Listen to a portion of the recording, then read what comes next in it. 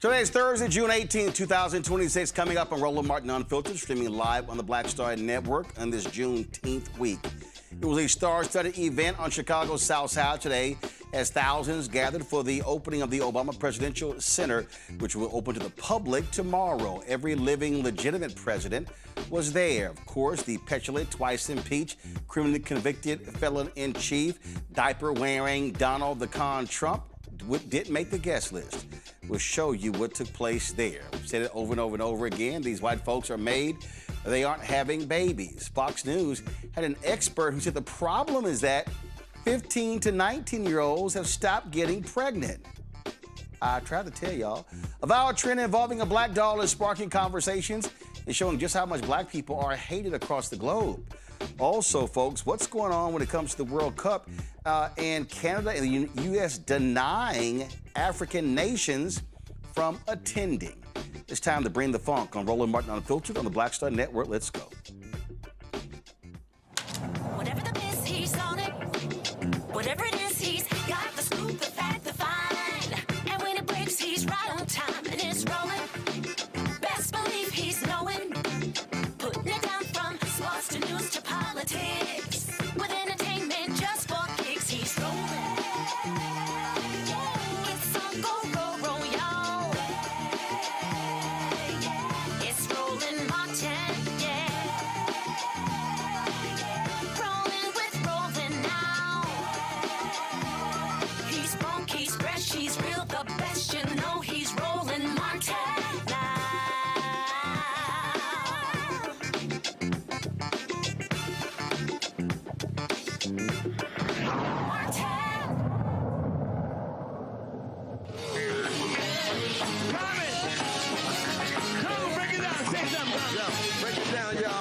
Take it under. I'm on stage with my man Stevie Wonder. This is how it is, Southside 87. On stage with Jennifer Hudson and John Legend. This is how it be in the center, Obama Center. It's colder than winter, so beautiful, so beautiful. What I can do, check it out, it's usual.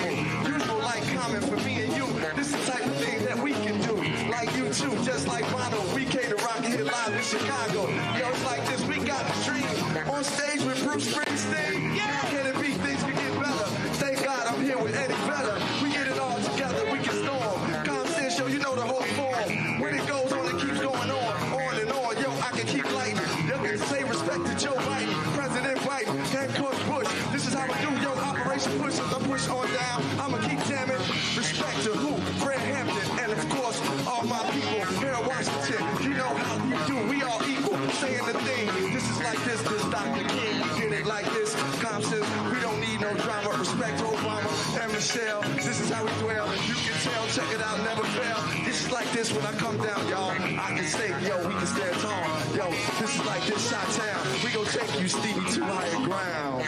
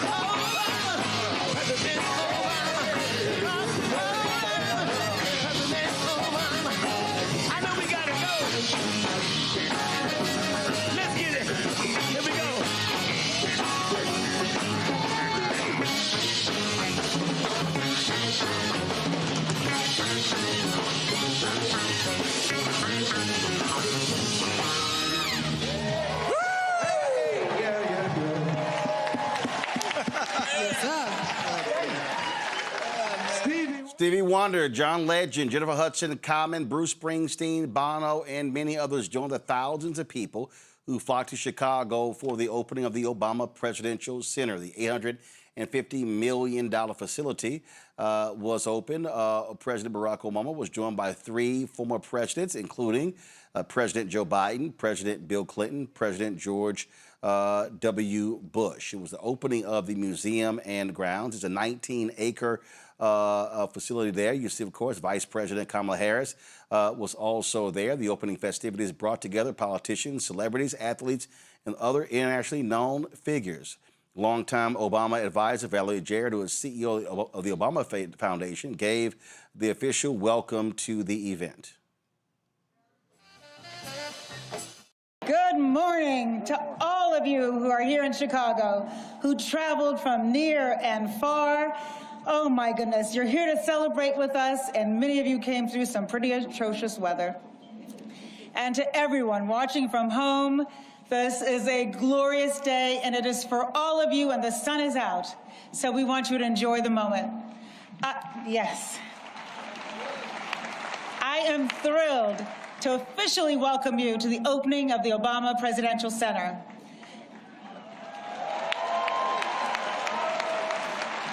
Now, this center is not a traditional museum, nor is today a traditional ribbon cutting. It's a day for music, for fun, and of course, it won't surprise you, for hope. Looking out at this fabulous crowd, I have to tell you, I am so tempted to sing my own rendition of Amazing Grace, but I think I'll save that for another day. Instead, I invite everyone to cheer and dance and get on your feet and enjoy yourselves. This is a campus for everybody, whether you live down the street or on the other side of the world. And we hope you are going to come back again and again. To President and Secretary Clinton, to President and Mrs. Bush, to President and Dr. Biden, all of our foreign dignitaries and elected officials who are here, we are honored by your presence. To our Obama campaign and White House teams, to our generous supporters, this day would not have been possible without you. To our neighbors who showed up to countless community meetings and shared their hopes and dreams, and yes, their concerns with us, we hope we have made you proud. To the Former First Lady Michelle Obama delivered a powerful speech at the opening, singing her husband's praises. I got my tissue in hand. I don't know about all of you. Wow. Hello, everyone, and what a beautiful day, right? Nothing like a project by my husband to bring out the sun. Let me start by thanking Addison for that magnificent introduction and for exemplifying the heart, excellence, and determination that has blossomed right here on the South Side for a very long time. I also want to send some love to everyone who made this day a reality. The construction workers, landscapers, designers, the architects, artists, chefs, our staff, our board members, our donors. Barack and I simply cannot thank you enough for the care and brilliance you poured into every square inch of this campus. I also want to recognize all of the elected officials and distinguished leaders from around the city, the state, the country, and yes, the world. The state, the country, and yes, the world. Thank you for being here to celebrate with us, especially to all of my fellow formers, to Joe and Jill, George and Laura, Bill and Hillary. Thank you from the bottom of my heart for your service to our country over so many years. And for your constant friendship and support of our family. We love you guys, truly. Oh, to our daughters, Malia and Sasha, who will always be my babies. Even though we're no longer playing hide and seek on the South Lawn with Bo, or hosting sleepovers in the solarium. I see a lot of some sleepover girls here. You both have grown into such brilliant and beautiful young women, making your way out there in the world. Thank you for bringing so much joy and spirit and energy to a life you had no voice in choosing, and for making us proud every step of the way. Love you, babe. Oh, so please indulge me for a moment, because I'm gonna take a little time to do something that I know my husband will not do today, and that is to fully sing his praises.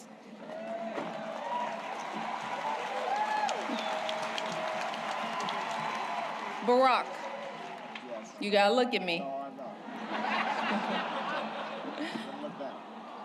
You told me all those years ago that you couldn't promise me the world, but you could promise me an interesting life.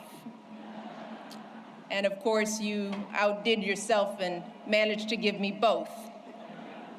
I know it hasn't always been easy, but there hasn't been a single second through this experience that standing by your side hasn't left me in awe.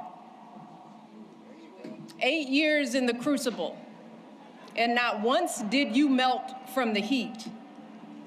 Not once did you let it harden you. Instead, you used it to reveal your truest essence, your stubborn optimism and unflinching courage, your dazzling brilliance and unpretentious decency, your ferocious work ethic, and absolutely unshakable moral fiber.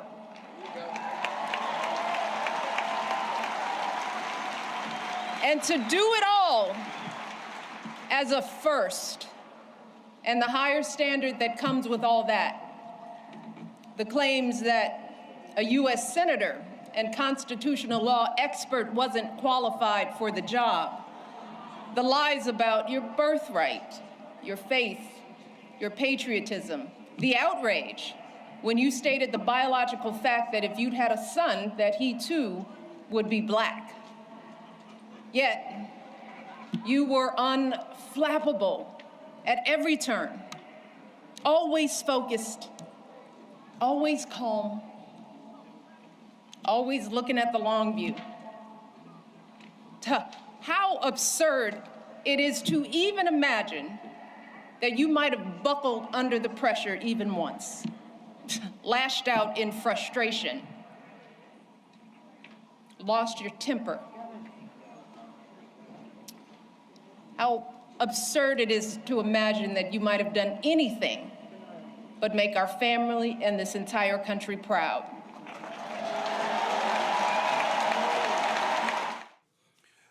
Former President Obama christened his presidential center with a speech thanking the people in the city that led the way for him to go to the Oval Office. Mrs. Bush, President Secretary Clinton, thank you for being with us today and for your devotion to our country.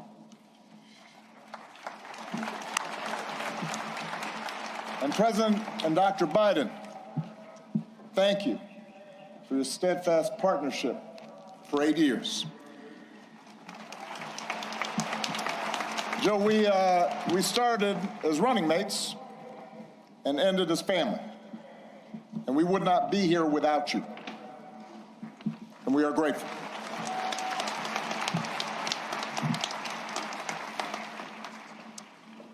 To our amazing foundation staff and our amazing board, to Governor Pritzker, Mayor Johnson, thank you for making this center possible. To congressional leaders and foreign dignitaries who've made the trip, I cherish our partnership together and all we got accomplished together. Thank you.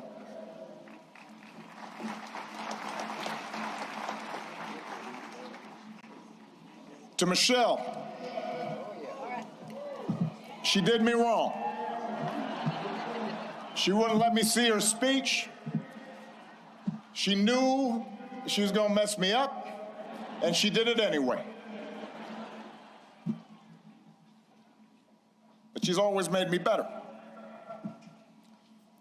And I could not be more grateful. And to Sasha and Malia, what can I say? You mean everything to me.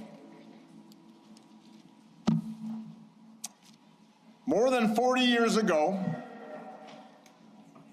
on a late summer afternoon in 1985, I arrived here in Chicago, entering the city through the very spot where this center now stands. I can still picture myself heading down what was then Cornell Drive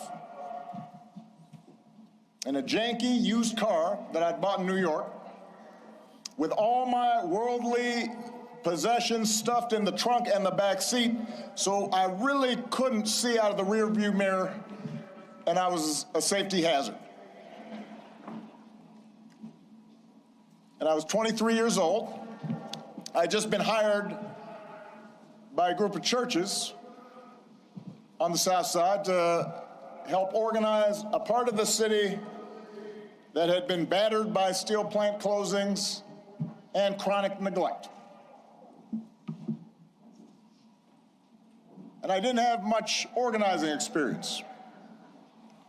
Didn't know anybody in Chicago. But I had been inspired by the civil rights movement, and I knew I wanted to make a difference. And although I wasn't sure exactly how I was going to do that, I was possessed with this abiding faith that if we could give people more of a say in the forces that govern their lives, if we could bridge some of the differences that drove us apart, then we could build an America where everyone counts and everyone has a fair shot and everyone belongs.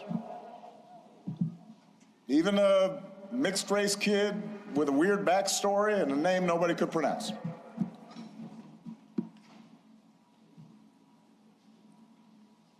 And it was here, in this city, a city of broad shoulders, that I found what I was looking for. Day by day, block by block, I got to know the people who lived here, their hopes, their dreams, their tragedies and their triumphs. I witnessed their resilience in the face of hardship and the quiet heroism of a single mom raising her kids and sending them to college on a secretary's salary, or the priest electing to stay in the city and open his doors to at-risk youth, even as most of his flock had fled to the suburbs. I learned that leadership has less to do with titles or rank or chasing attention than with helping others find their voice, reaching their potential, and sitting around people's kitchen tables or on their back porches, spending time in church basements, in barbershops. I was reminded that everyone has a story to tell if you just care to listen. Sacred stories, full of courage and humor and grace, and that each of those stories in some way connected to my own. In other words, I found my purpose here, and I fortified my faith here, and I found my community here, friendships that would last a lifetime. And I found a girl from the South Side who has been my greatest blessing. Michelle and I, our wedding reception was over at South Shore Cultural Center. You could walk from here. Our daughters were born right down the street. This is where we bought our first home. This is where our kids took their first steps. This is where I launched my candidacy for the Illinois State Senate over at the Ramada Inn on Lakeshore Drive,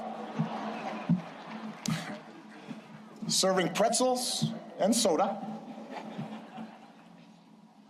embarking on the path that ultimately and improbably led to this day. So, for me, this center could not be anyplace else. It's an expression of thanks, an acknowledgement that so much of what I hold most dear I owe to the people of this city and the people of these surrounding neighborhoods.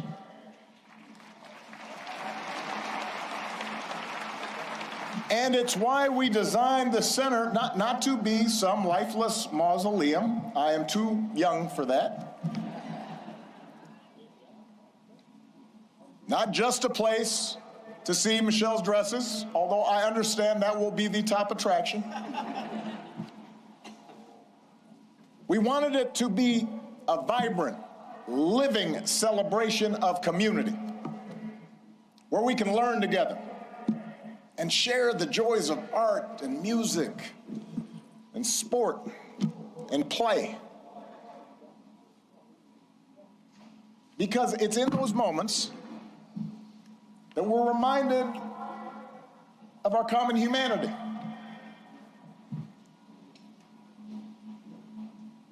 And strengthen the bonds of trust that not only make our lives richer, but make our democracy stronger. Now, we also wanted this center to be a celebration of the extraordinary public servants, many of whom are here today, that made this journey possible. Some of you helped get me elected. Some of you I had to talk into joining my administration. Some of you were seasoned veterans who helped show a rookie president the ropes. But a lot of you were younger than I was when I first drove into this city. And we're all a bit older now. Many of you have children of your own, even grandchildren. But the passage of time has only deepened my admiration for your talent and your dedication and your skill. It's only deepened my gratitude for how much you and your families sacrifice to make this country better. So when you visit this center today or in days to come, I hope you see yourselves and your hard work reflected in every exhibit. And I hope you take pride in what we accomplished together. You made that happen.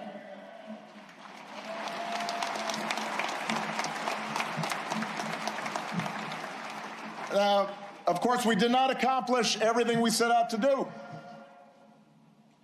No administration does. Some of the exhibits reflect unfinished business.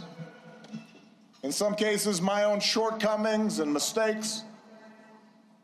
In some cases, because, as a sign I kept on the Resolute desk read, hard things are hard. And that's especially true in a big, raucous, diverse, argumentative democracy like the United States of America. Everybody's got an opinion.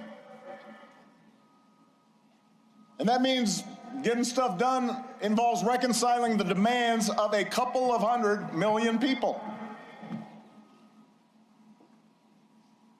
Democracy can be frustrating. It can be slow. It can be inefficient. And yet, more than anything, I hope this center will serve as an affirmation of just how special, how precious our democracy truly is, and remind us what we can achieve when we embrace our shared responsibilities as citizens.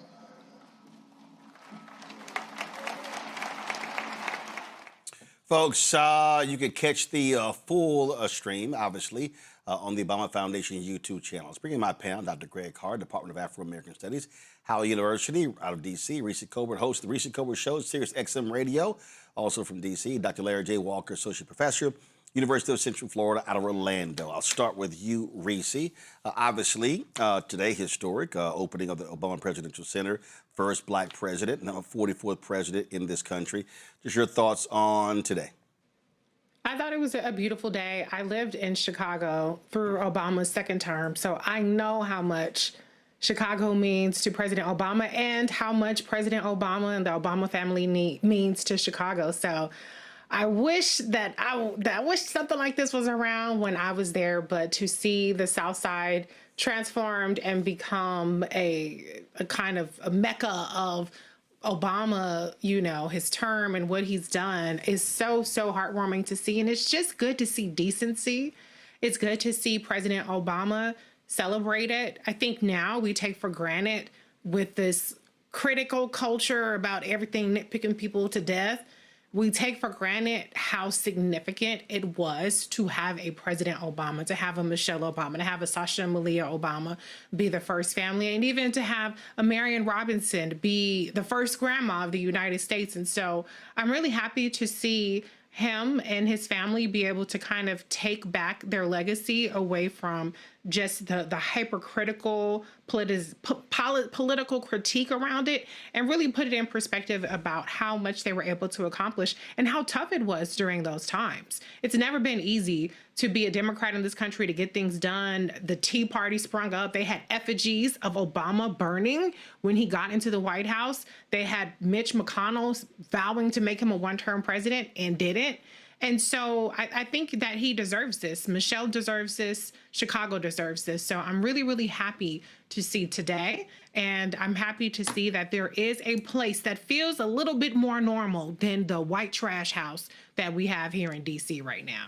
Obviously, it was a significant gathering, $850 million facility, Larry. And we were there a couple of weeks ago where they had a grand opening, took a tour of it, and the whole idea with this campus is that it's not just a traditional presidential museum. You've got a garden, you've got a playground, you've got a four-court gymnasium, you've got even this slide that's there as well, and so and then once you go in, it's not just focused on his 8 years as president, but also it deals with other issues such as civil rights and the continuing quest for democracy in this country.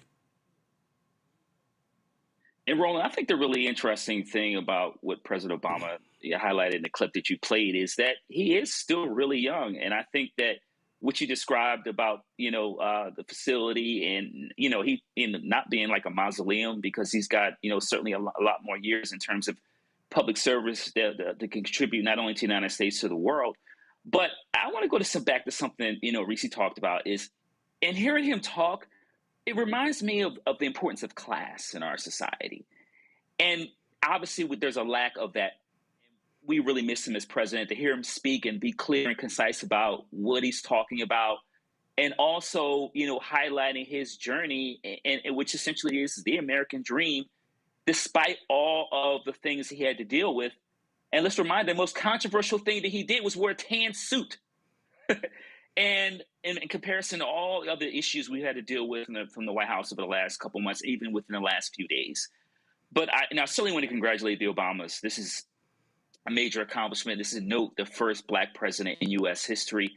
And once again, hearing him speak is a reminder of that hope and, and the pride that many African Americans had throughout his presidency. And no president, as he noted, is perfect. But once again, it's refreshing to see some class and to be able to clearly articulate what are some of the more important things as it relates to what a true democracy is supposed to be. One of the things that this is first of all, not a presidential center, Greg, that will be under the government's control. It's a private foundation in terms of how it's set up.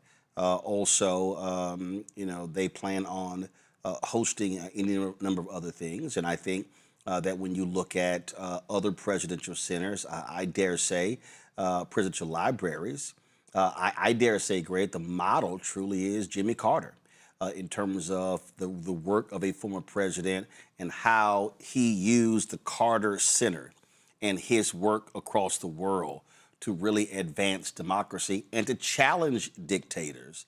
And so he really is, I believe, the gold standard in terms of how a former president can still be a public servant. I think you may be right, Ron. We'll see in 50 years what John Ossoff does. People are trying to mold him into some kind of, I think, 21st century Jimmy Carter. Who knows? But, I've been to Egypt a dozen times. I know what it looks like to attempt to build on a monumental scale in a way that will put your stamp on the earth that will survive your death. The minute a pharaoh was elevated to the pharaoh position, they began working on their tomb. This obelisk, the north end of Jackson Park, where black folks barbecue, golf, and all that kind of thing, those things are still there, obviously. It is on the south side, but it's in Hyde Park. I think this is an attempt, as all presidents do, to not only narrate and shape the narrative in terms of what the president did, but to shape the future narratives of what he did. So before I say anything else, I just want to say this. Reverend Dr. Jeremiah Wright, we love you.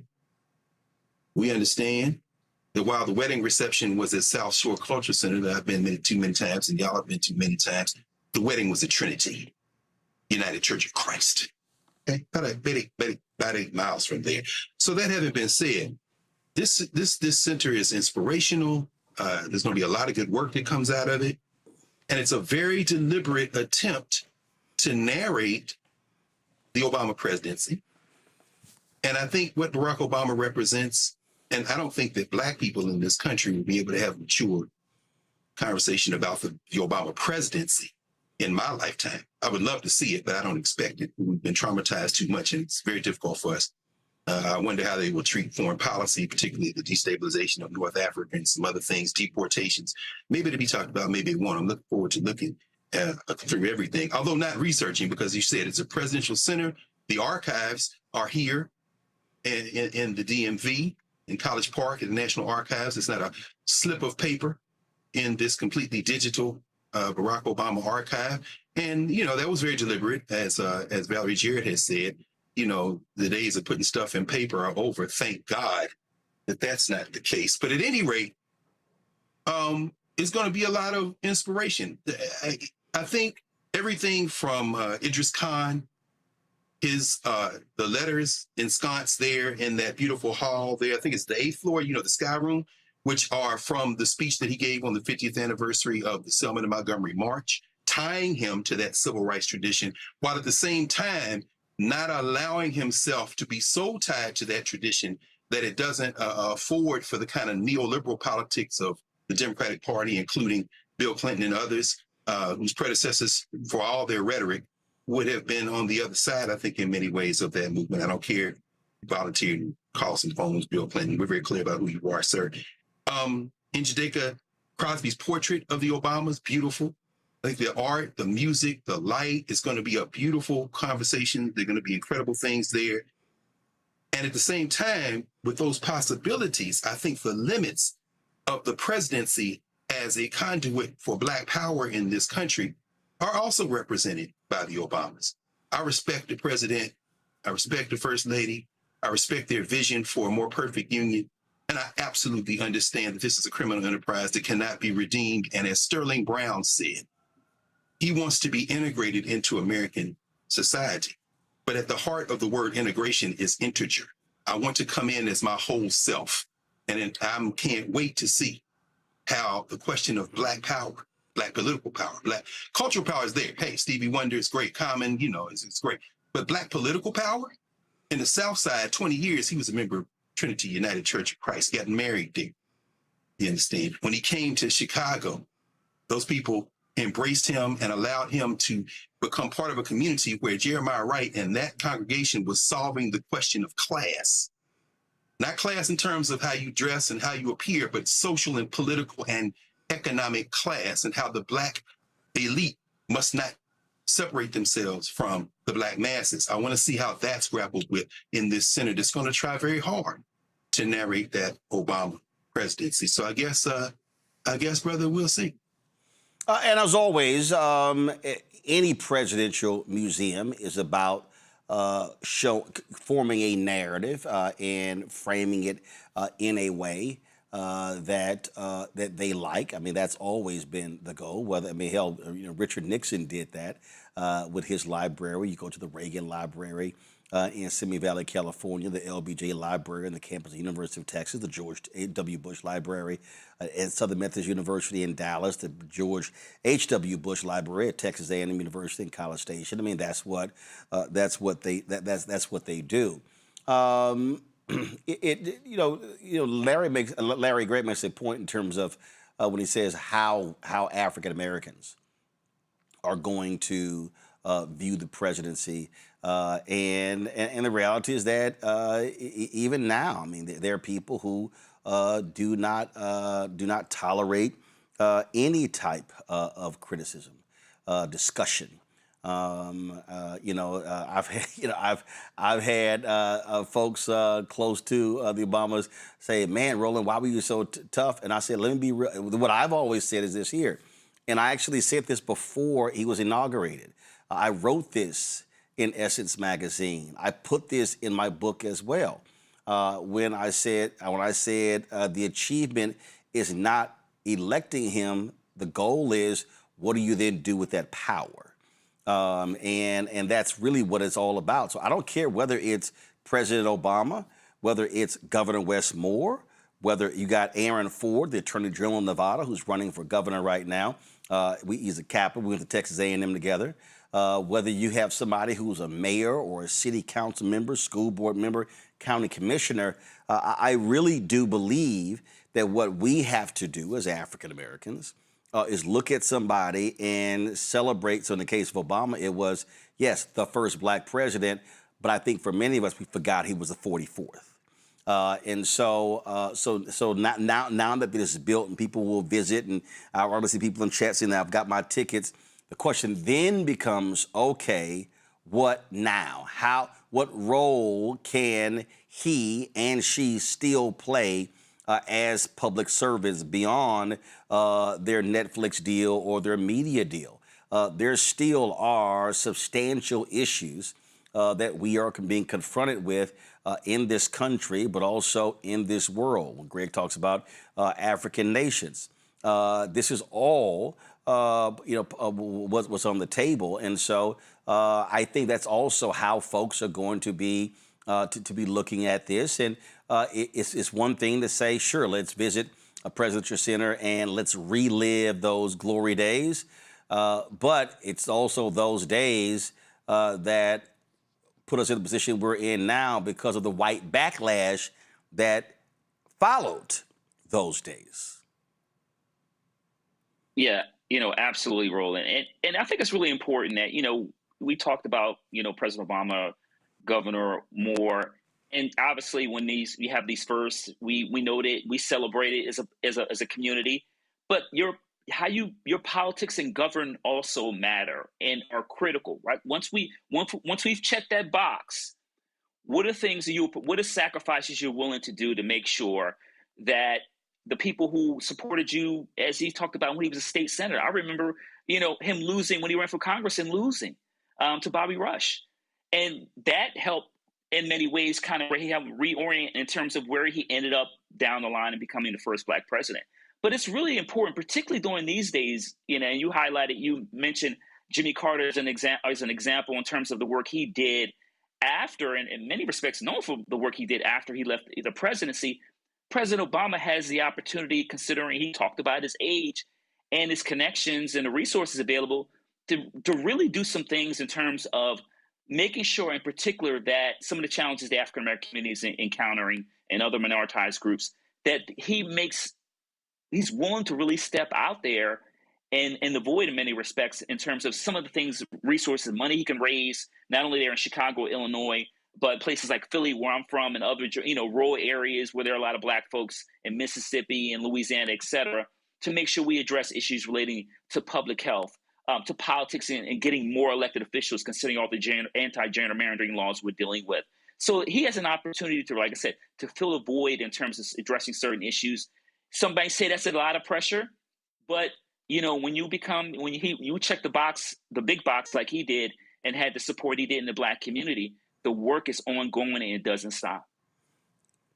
Absolutely. Again, you're going to have people who obviously are going to make this a destination there in Chicago.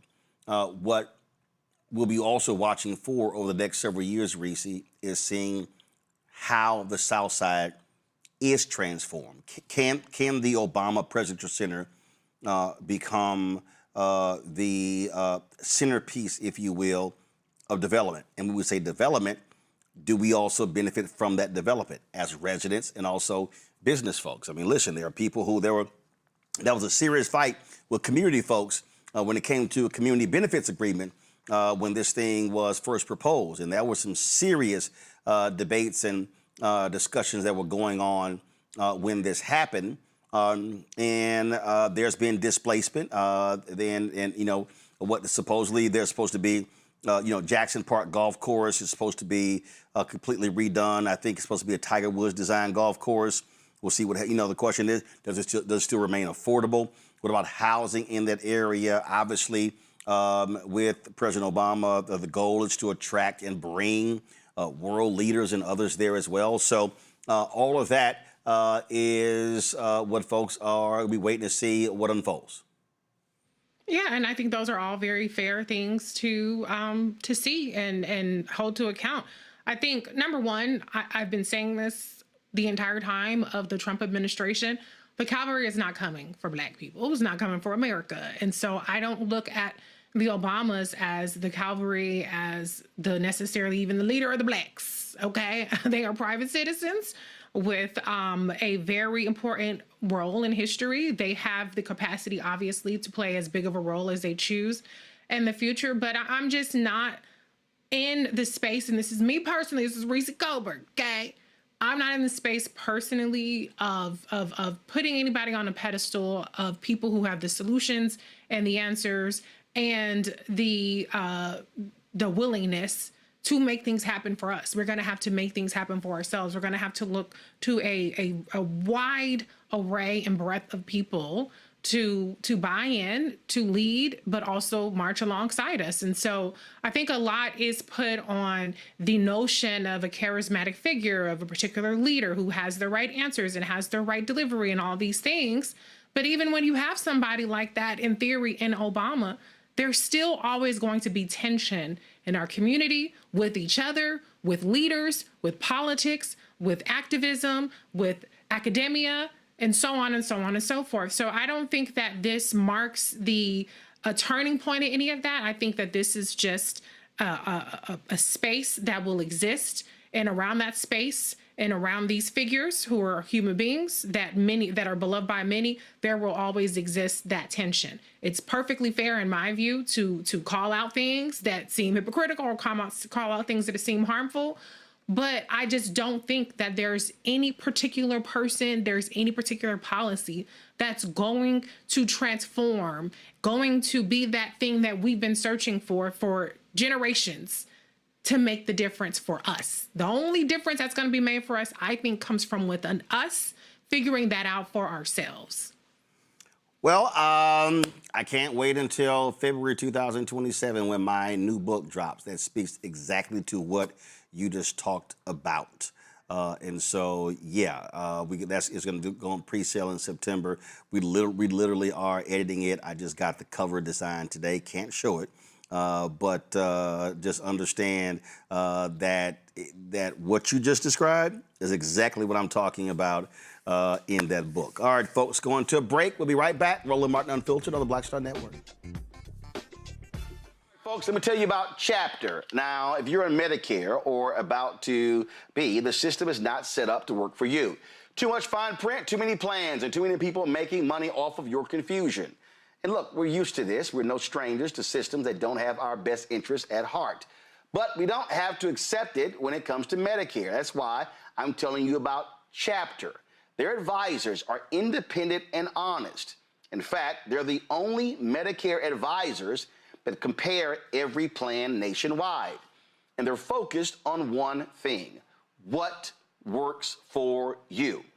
If there's a better plan out there, they'll find it. If you're already in the right one, they'll tell you that too. There are no games. Just last year, people who switched with Chapter saved an average of $1,100. It's 20 minutes and a real person. It's completely free.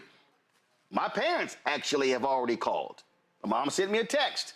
Folks, give Chapter a call at 724-264-8281, 724-264-8281, and connect with someone you can trust. Folks, these are the kind of services that we need for our audience here at Roland Martin Unfiltered and the Black Star Network. So call Chapter right now, 724-264-8281. Carl Payne pretended to be Roland Martin. Holla! You ain't got to wear black and gold every damn place, okay? Ooh, I'm an alpha, yay. All right, you're 58 years old. It's over. And you are now watching Roland Martin Unfiltered. Uncut, unplugged, and undamn believable.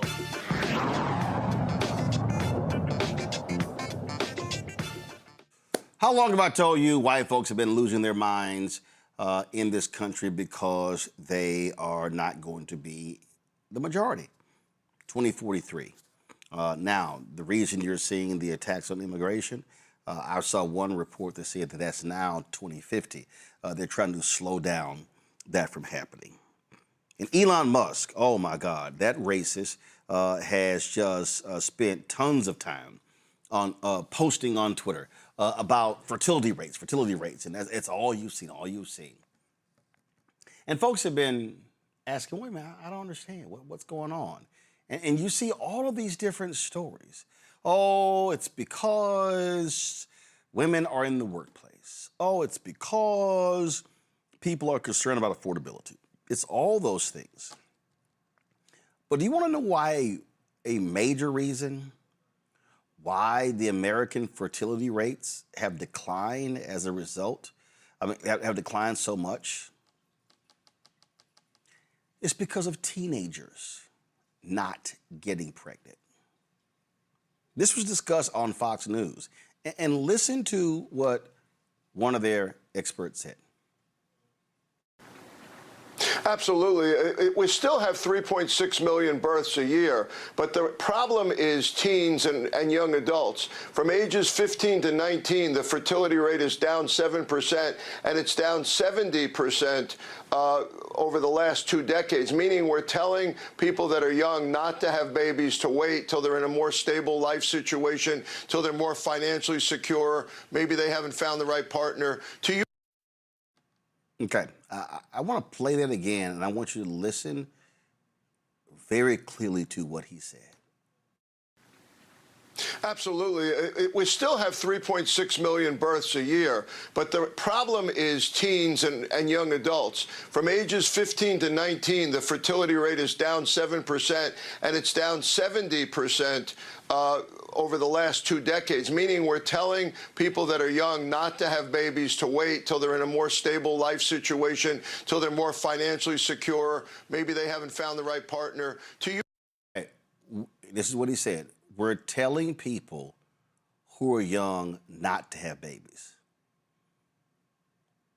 Yeah. See, what a lot of people don't want to confront is that America has been based upon young girls getting pregnant, birthing babies. And what you've seen over the past 30 years, you've seen a dramatic focus on encouraging them not to. Duh. Encouraging young men not to impregnate. I don't think for a second it's a bad thing that 15, 16, 17, 18, and yes, 19-year-olds are not getting pregnant.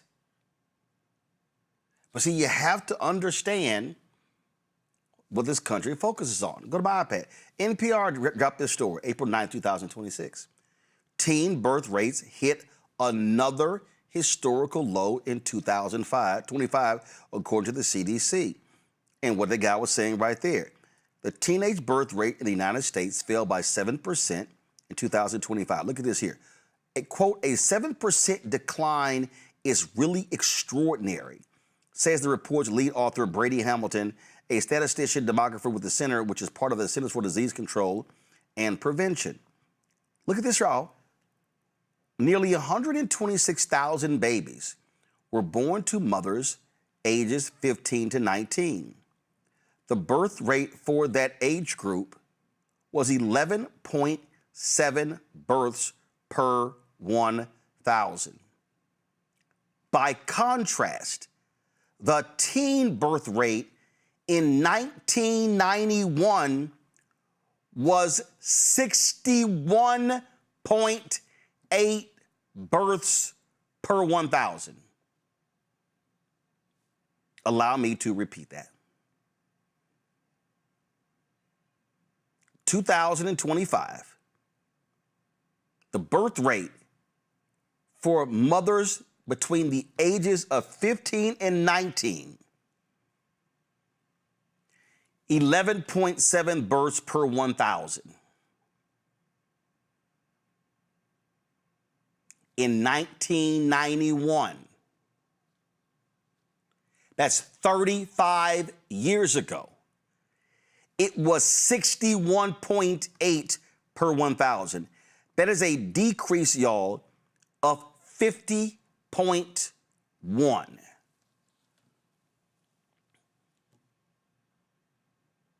Have you seen these stories on Republicans in certain states refusing to outlaw teen marriage?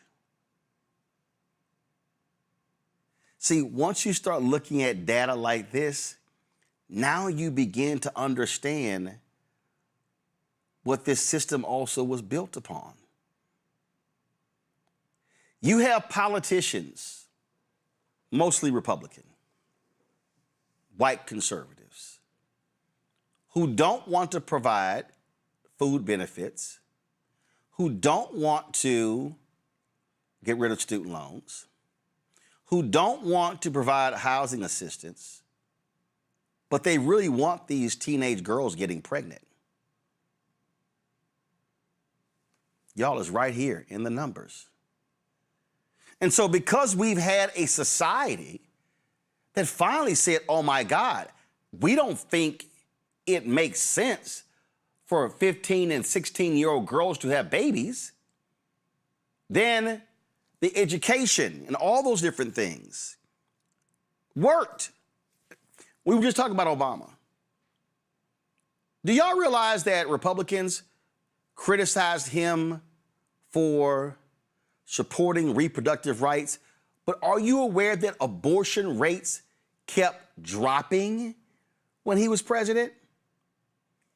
It was because you also, see y'all, abortion rates were dropping and girls were not getting pregnant. Don't you think there's a correlation there? And so it's really important to understand why white people, why white conservatives hate this. They hate this because these are rural white girls. These are white girls in Kentucky, South Carolina, Mississippi, Alabama, Arkansas. And so now, because fewer of these white girls are getting pregnant, not getting married, they're like, oh my God, we don't know what in the hell to do. That's why their fertility rates are dropping across the country. And what you're seeing in Western nations, what I mean by that are white countries, they are totally freaking out over this issue. Why? because they're the ones who are an endangered species. United States, Ireland, Germany, Italy, France, England. I can go on and on and on. White folks ain't having kids. And so in order for you to have a future, you literally have to replace people. In order for businesses to maintain production, economically that means GDP, gross domestic product. In order for you to continue to have an economy, the United States economy is a $30 trillion economy, number one in the country. China is number two at 19 trillion. In order to do that, you need people. I hope you now understand why this intensity, why you're seeing the reaction in public policy, because this is one of the reasons. Larry. Roland, I'm glad you unpacked a lot of that. Listen, you can't talk about infertility rates and then you just try to cut funding for WIC or dismantle the Affordable Care Act, all the things that people, make the child care tax credit permanent. The kind of things that are, are really important as it relates to, when individuals decide they want to have children, that there's certain things in place that make it a lot easier. Child care. We can go on and on and on in this country in terms of the economic challenges. But I'm glad you pointed out the connection between a lot of this rhetoric and the actual reality of what's happening today. It's really disturbing to see somebody go on television and talk about the importance of underage girls having babies. And there's this really weird fascination with the women's body. Obviously, we know in terms of women's rights movement the last several decades, women have had the opportunity to work outside the home, not have to be dependent on a husband, have all the educational opportunities that they deserve. They're trying to turn the clock back, but it's not going to happen. There's nothing in place to encourage people to have children, certainly as they get older and more mature. But Roland, you're right. In terms of higher education, in terms of student loans and grants and some of the other things, they're trying to make it more difficult for people to have opportunities. And I guess the assumption is that they'll start having children. You can't make it more difficult for people to decide to have children at one point, and at the same time say, no, we don't want any people immigrating here. These trends that they're talking about, Roland, are not new. The trends are not new. If anyone like myself who's a researcher, these trends have been known for years, for decades, for demographers. So that's why immigration plays such an important role. But you're telling people don't come here, and the folks that are here came here, you're like, you need to go too. You can't have it both ways. The United States can't continue to be an economic superpower, and then you have all these contradictory policies. And I go back to my point again. You can't cut WIC and all these other important programs that people need, that many people have benefited from. The last point I want to make is, Roland, is my mom, I had a teenage mother, and it wasn't because of the support of the Black community, my grandparents, et cetera, then I would have not been here where I am today. But a lot of folks don't have those support systems these days, family and economic. So it is not realistic to expect, once again, we have a dramatic increase of teenage mothers, because it's not going to work, because we know from the research children don't benefit from parents who are just not ready. And so, listen, we need some new policies, and we need some new policymakers who really understand what the average American is going through, and then that those individuals decide what they want to do as relates to family planning. See, Reese, a lot of us don't pay attention to what happens across the pond. And in the last 15 years, I have seen a significant number of protests and riots in European countries. And it actually was tied to immigration. And they don't want Muslims, they don't want Africans, they don't want you here. In fact, go to my iPad.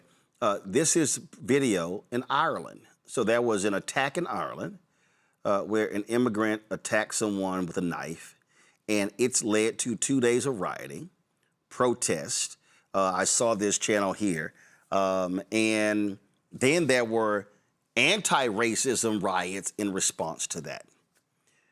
And people need to understand Ireland's about to fall off the map because they're not producing enough people, Reese. And so you're not going to have a country. You're not going to have an economy if you don't have people. But they don't want, it's like, oh, we care about, I remember Conor McGregor when he was at the White House, like, oh, the indigenous people in Ireland are getting screwed. No, the problem is y'all ain't screwing. You actually need immigrants to have a country, Ireland, or y'all are just going to be a bunch of land and few people. Right. And so this teen birth rate thing, people need to understand that that's a huge deal, and also is why these Republicans were so hardcore against Roe v. Wade. Oh, yeah, absolutely. I mean, this party their policy is forced births. So, yeah, of course they don't want to see people who are the white people. Let's just be very clear about that. They don't want to see white people who are not procreating, because in order to have white power, and the way that they want white power, you need white people. But this is where I think there are divergent interests in the Republican Party, because you have Project 2025, Trump Crow is about pruning the population. You cannot look at the policies like Larry just laid out and say that that is a pro-population growth policy or strategy. It is about pruning the population. That's why they're cutting off Medicaid, which is something that children and the elderly, or not elderly, but children and people who have disabilities, need. They're cutting off WIC. They're cutting or cutting it, not cutting it off completely, cutting off SNAP, cutting off housing resources, cutting education. They're moving a lot of the responsibilities out of the education department into other departments. And so when we look at every facet of society and how those policies would either foster procreation or foster killing people off, their policies are erring on the killing people off side. So that's where they ain't got their shit together. The math is not math. Do you want people to have babies and have a fruitful amount of white folks at Panera Bread, white women and their 4 kids, stay-at-home moms, because you only need one house, one income to have a household and have a white house with a picket fence? Or do you want to have the powerful people get more and leave nothing but crumbs left behind? That's what I'm seeing, and I don't know how they reconcile it, but I do know that Trump Crow is not taking any prisoners, and that fertility rate for damn sure ain't going up no time soon with Project 2025.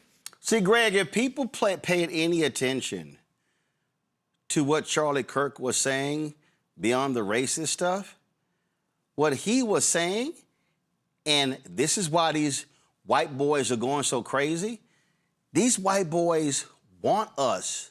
They've been saying to these white women, get your ass back in your place. Y'all taking our jobs. We need y'all in the house. We need y'all laying down, birthing babies. That's basically what he was saying. And this whole movement, that really was, how do you now begin to drive that narrative?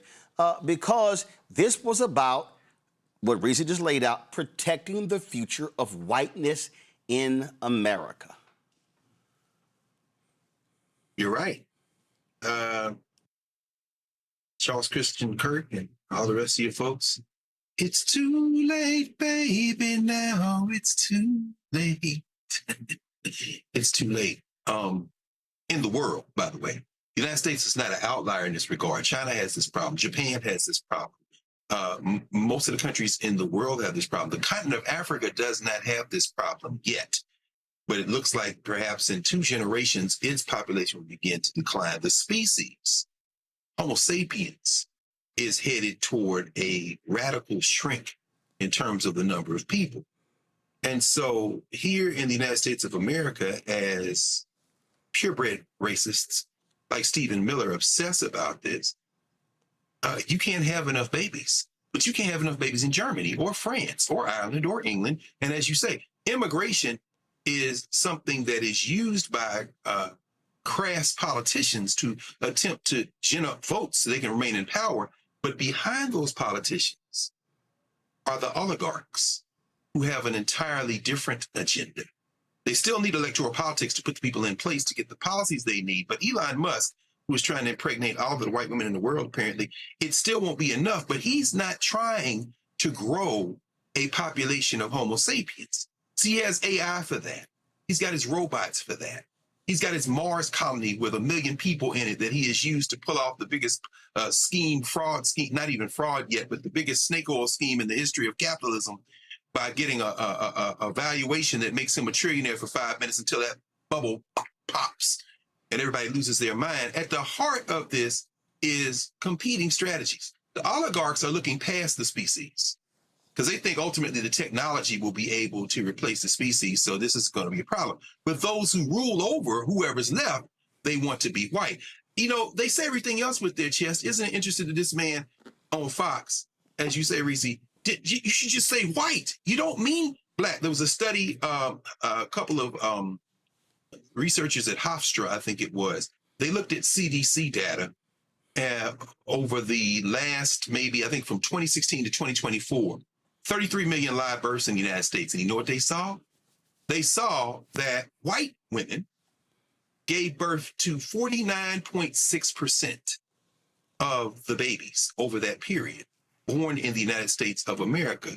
Non-white women, Black, Asian, Latino, of all backgrounds that are not white, gave birth to 50.4% of all the babies. So as the population shrinks in this country, the majority of babies born over the last decade ain't white. So here's the final problem they have.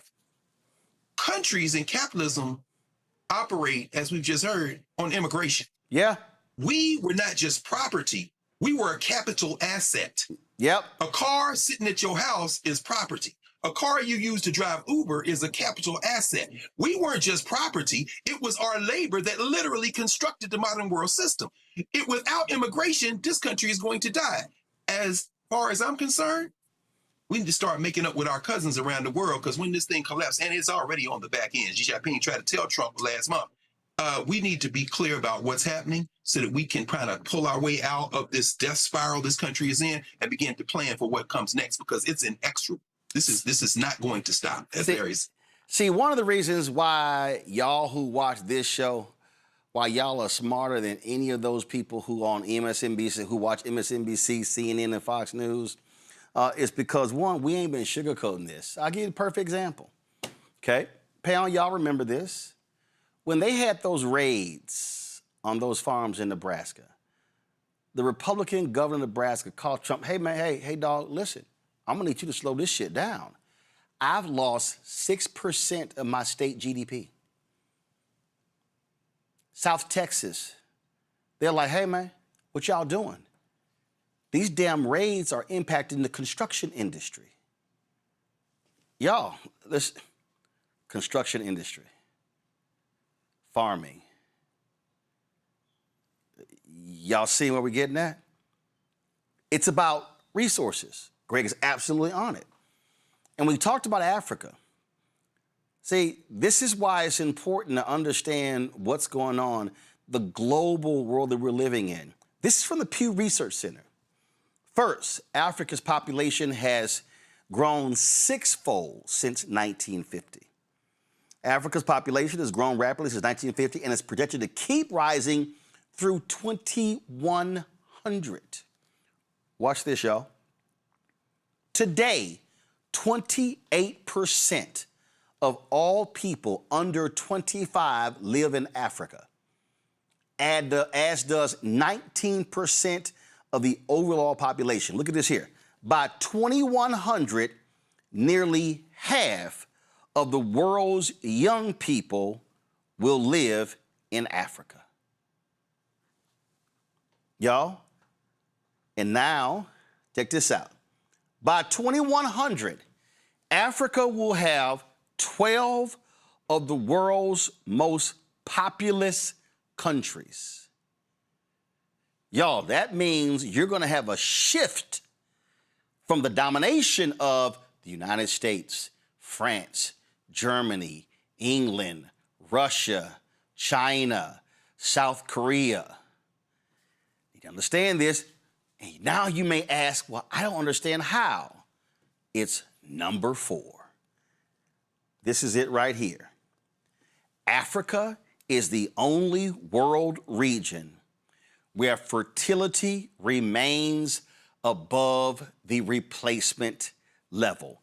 Look, it says right there, Africa's fertility rate, about 3.9 births per woman, is substantially higher than the global replacement level of around 2.1 births per woman. But there is significant variation in fertility rates across the region. For example, Chad's current fertility rate is 5.8 births per woman compared with 1.8 in Tunisia. So what does that mean? Tunisia is going to look like these white European countries because they ain't going to have no people. And they're going to have to import them. That's called immigration. What this here says is that for every child white women are having in the rest of the world, African women are kicking out twice as more. That's driving. Y'all, this is a numbers game. See, so when Elon keeps tweeting about, he's complaining about fertility rates, he talking about white women. He ain't talking about black women. He ain't talking about black Africans. He talking about them white folks. And so this is what we need to understand. And we have to understand that, y'all see right there? Replacement level. You have to replace people. Ask China. We thought the Chinese were so great at math. No, they weren't. China had a one-child policy about 30 years ago. And y'all have to understand, these things are seen in 30 years. The reason that fertility rate said 1991, it was 61.8, and today, because 1991 was 35 years ago. The reason you look at these things in 30, 35 years, because that's when a person really comes of age. And so what happened in China? China had a one-child rule. They see that China was too populous. Listen, we got to slow this down. So they say you can have only one child. Here's the problem. 30 years later, China went, oh, shit. We've been replacing our people. They realized that the population had been dying, and so guess what happened? The folks were not trying to, them farm folk were coming into the cities. They were like, hey, can y'all still have 2 kids?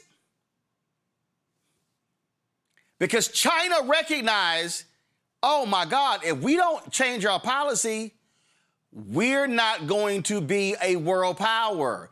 We won't be the number 2 economy in the world because you need people in order to produce your gross domestic product.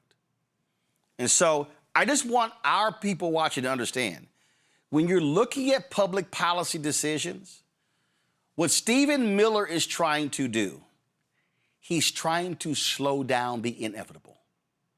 What they're trying to do is they're trying to extend white power and white rule. Everything, the targeting of black people, the GOP war on black America, the whole effort to defund black America, the targeting of Latinos and immigration, it's all, man, if we can slow this thing down and we can buy ourselves another 8, 10, 15, 20 years. That's what all this is about. All of these Supreme Court rulings and everything and Product 2025 and the Supreme Court rulings are all about Jim Crow 2.0 and American apartheid. It doesn't look like it. Doesn't look like it, but I need y'all to understand what's going on here. What they want 30 years from now, this is 2026, what they desire in 2056 is for white folks to be able to be in control, to demand your papers, to have, see, y'all need to understand the long play here. See, this is why folk who bullshitted when Hillary ran in 2016 didn't understand the long play. See, too many of us were caught up in, I don't like her. Damn, not liking her. How evil is that son of a bitch? How evil are they? See, Reese, that's the thing that we try to explain to these people. Stop looking at this stuff through the prism of you, your checkbook, and today, and really pay attention to the broader, deeper implications. If somebody's out there supporting, look at all these white folks, these farmers now crying. You got these white women like, I regret my vote for Trump, because they now see what the hell is going on. And it's like, yes, you now aided and abetted that evil agenda. Right. I said it over and over and over and over again. I said two things. I said citizenship was on the ballot, but I also said that women already don't have national citizenship because of Roe v. Wade being overturned. So women, more than anybody, especially the white women's, had the last opportunity to really solidify our citizenship. And people chose, I don't know what they wanted. They chose racism, sexism, egg prices, gas prices, and ain't none of that shit working out for nobody who's not filthy rich. That's why I know people want to call it Jim Crow, and I can see Jim Crow 2.0, but nobody is spared. Every time you turn on the news, you see the whites who are struggling. I saw a white lady voted for Trump 3 times, talking about every time she goes to the grocery store, it's more expensive. Yep, that's what a war will do. That's what higher gas prices will do. That's what closing of the Strait of Hormuz will do. That's what voting in funky-ass Donald Trump will do. But this was the choice that people made because people wanted white power. And they believed, like, the biggest propaganda that white people have been able to pull off is convincing white people that whiteness alone will ensure their survival. Well, it can't. Not when they trying to kill you off. When they trying to pick you off, they trying to pick off your rural hospitals. They're not giving you access to the broadband like Biden and Harris tried to get y'all. They shutting down everything that supports you and your communities, because I agree with the whole idea of apartheid, but it ain't just simply all whites welcome. They want to pick off some of the lowest hanging fruit of the whites while they're at it. Oh, yeah. I mean, I just need people to understand, y'all, we ain't just here just saying stuff. I'm trying to tell y'all, this is not just about the reason we look at, even historically, the stuff that W.B. Du Bois was talking about, the stuff that Paul Robeson was talking about.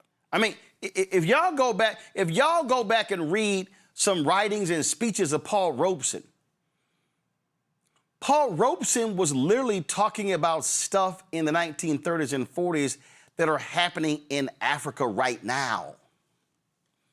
The stripping of those nations, the stripping of the resources. Y'all, go look, please. Go study the Berlin Conference. Go study. We're going to talk about it. Let me go get this. We're going to talk about it. Tied to this here. Greg did this interview. See, y'all really need to understand what's going on. Y'all need to understand right now, when we see what's happening, and we're going to do it after the break with the World, matter of fact, I ain't taking a break, I'm with the World Cup. Canada and the United States are denying at a percentage of 70% or more folk coming from African nations. Canada has denied 73% of Ghanaians who have wanted to go to the World Cup in Canada. The United States has mostly denied Congolese from coming in. And not only that, Donald Trump and Elon Musk were the reason for Ebola exploding again. And guess what? They're telling folk, if you're coming from those countries, you got to sit here and be in quarantine for 21 days. See, I really need our folk to be paying a hell of a lot more attention to what's going on because, see, y'all don't understand how this stuff is linked, not understanding how these things go together. We've been sitting here, a perfect example. I don't know how many of y'all have seen this. None of y'all already know I don't like no soccer, so I ain't been watching no soccer. But I pay attention to some other stuff. So y'all know I'm always paying attention. And that's always going to happen. And so how many of y'all have seen these photos and these videos of the brother from the Congo who stands up at games in a particular posture. Have y'all seen this here? See, this is it right here. Y'all seen this here? So, first of all, they call him Lumumba. They call him that because he is resembling, and that was the posture of Patrice Lumumba, the freedom fighter who led them to freedom from the heinous, evil, despicable Belgians. If you want to talk about Hitler, talk about King Leopold. Yeah, y'all watch it at home. I want y'all to Google King Leopold. King Leopold, that absolutely evil, despicable individual, killed some 15 million Congolese and stripped the country of its resources and put into his own pocket. But the United States helped kill Patrice Lumumba. Okay, I want y'all, show it again. So this brother here, y'all, this ain't just about I need y'all to understand, this ain't just about no soccer, no football. This brother here stands at every game, doesn't move, and what he is doing is he is channeling Patrice Lumumba. What you need to understand is, why is that so important in 2026, in the year that America is celebrating 250th anniversary? Because it was the order of President Eisenhower to assassinate Lumumba that is recorded. That was the first time in American history where a president directly said he got to go.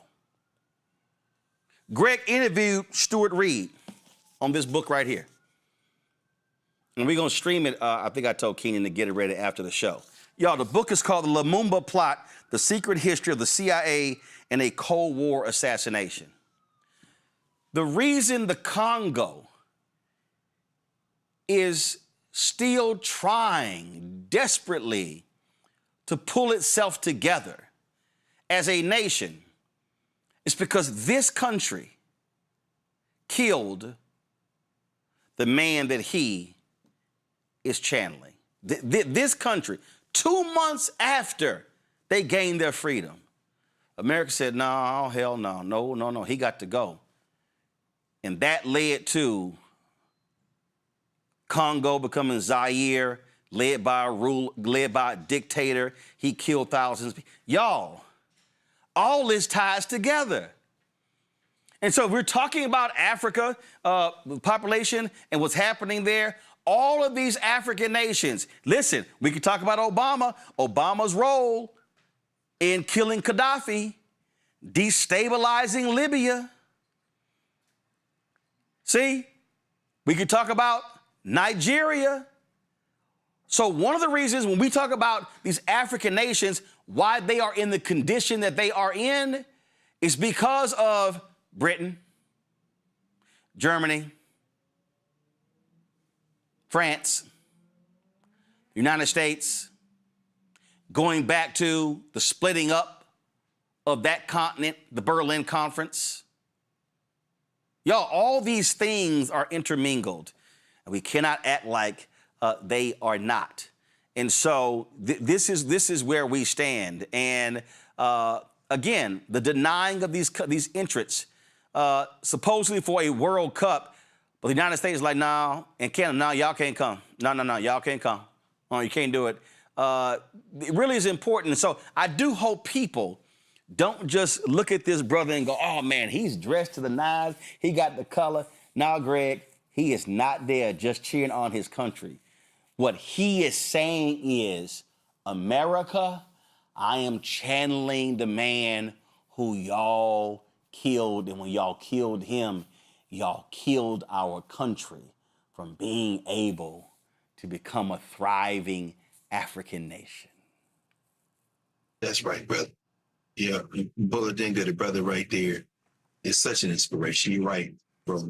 You know, the beautiful thing about these white nationalists is that they don't understand that we're just like them in this regard. Ronald Reagan knew his people came from Ireland. Donald Trump knows some of his roots. Stephen Miller knows his people fled persecution as Jews in Germany. I don't know why they don't realize two things. Number one, that we always cheer for black people, whether it's the Olympics. So the World Cup is lit. We ain't talking to people who can't afford to come from other countries. We talking to people, man, look, on Juneteenth, tomorrow night, Haiti is playing Brazil in Philly, and them Negroes is already turned up. Ain't none of them been to Brazil, ain't none of them been to Haiti. That's number one. And number two, you Roland right now, the young sister that mic'd us up and got us ready, her people are Ghanaian. The call is coming from inside the house, brother. You don't need to get on a plane in Accra and get off in New York or get off in Toronto or get off in Mexico City. The Ghanaians live in the United States and they are second and third and fourth generation. So the World Cup isn't about the people coming who can afford to be in the stadium. The World Cup is about, as you said, the same type of transcendent camaraderie, cultural grounding that we saw on display at City Hall in New York City today when that racist owner of the New York Knicks tried to get a little shade at Mamdani, himself born in Uganda, and the people wasn't having it. They were too busy listening to Alicia Keys singing "I'm from New York," a multi-ethnic nation in the middle of this white nationalist criminal enterprise. Final thing I say is this about the World Cup, brother, because my nephew is overseas playing, and so he been playing since he was old enough to run and kick a ball. But here's the thing. You don't even have to follow soccer to understand the underlying cultural, the underlying spiritual, and the underlying political significance of African people. If you want a good laugh, go ask young people to go on social media, particularly TikTok, and look at what they're saying, because in the African Cup of Nations, when the African countries are playing each other, the Nigerian coach accused the Congolese coach of using juju at the match, and that's why Nigeria lost. And then getting off the plane at the World Cup, they got a cat in all white mask with red lips and a red stripe here in traditional dress with the left, and they calling him Juju, and they say, man, look, I'm loving black people right now in the World Cup. And white people are going crazy. Hey, Steve, turn your TV and watch your little head explode, because you ain't seen nothing till you see black people get rowdy in a stadium. I'm loving it, brother. I'm loving it. As we speak, and it started yesterday. The high-level consulate conference on the next steps to the landmark United Nations resolution on the trafficking of enslaved Africans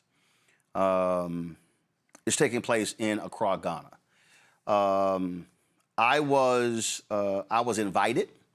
I was supposed to be there, but what I was trying to get from them an understanding of what interviews we'll be able to do, stuff along those lines. I wasn't about to spend $40,000 to $50,000 of y'all money on crews and stuff like that if I didn't know that I'll be able to do some interviews. But I was literally invited to that 3-day conference and wanted to go, but it was just did not get the information in time. But I need our people to really paying attention to what's going on. You have African nations that are saying, you know what, France, we're tired of the franc. We're tired of y'all being able to control our resources. And I really want our audience to do, and again, if you don't feel like reading, that's why we have Roland's Book Club. That's why we got the Black Table. I went to my office, and there's another book that I grabbed. And see, if I can't do these interviews, that's why we got Greg. So Greg talked to this guy right here when he did the book, The Absolutely Indispensable Man, Ralph Bunche, The United Nations, and the Fight to End Empire. This is another book right here. And Cal Rostiala, he's the author of this book. And if you want to understand, if y'all want to understand what is going on today with African nations, the reason why you need to read these two books, Frantz Fanon, Kwame Nkrumah's book, is because what is happening is these African nations are now moving into their second phase. Their first phase was gaining freedom.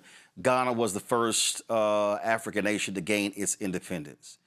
But then, of course, countries like the United States and others helped overthrow those countries. Those countries really went through a 20, 30, 40-year period of upheaval, and now they are slowly but surely, coming around. So these African nations, many of them are in their infancy when it comes to democracy compared to the United States.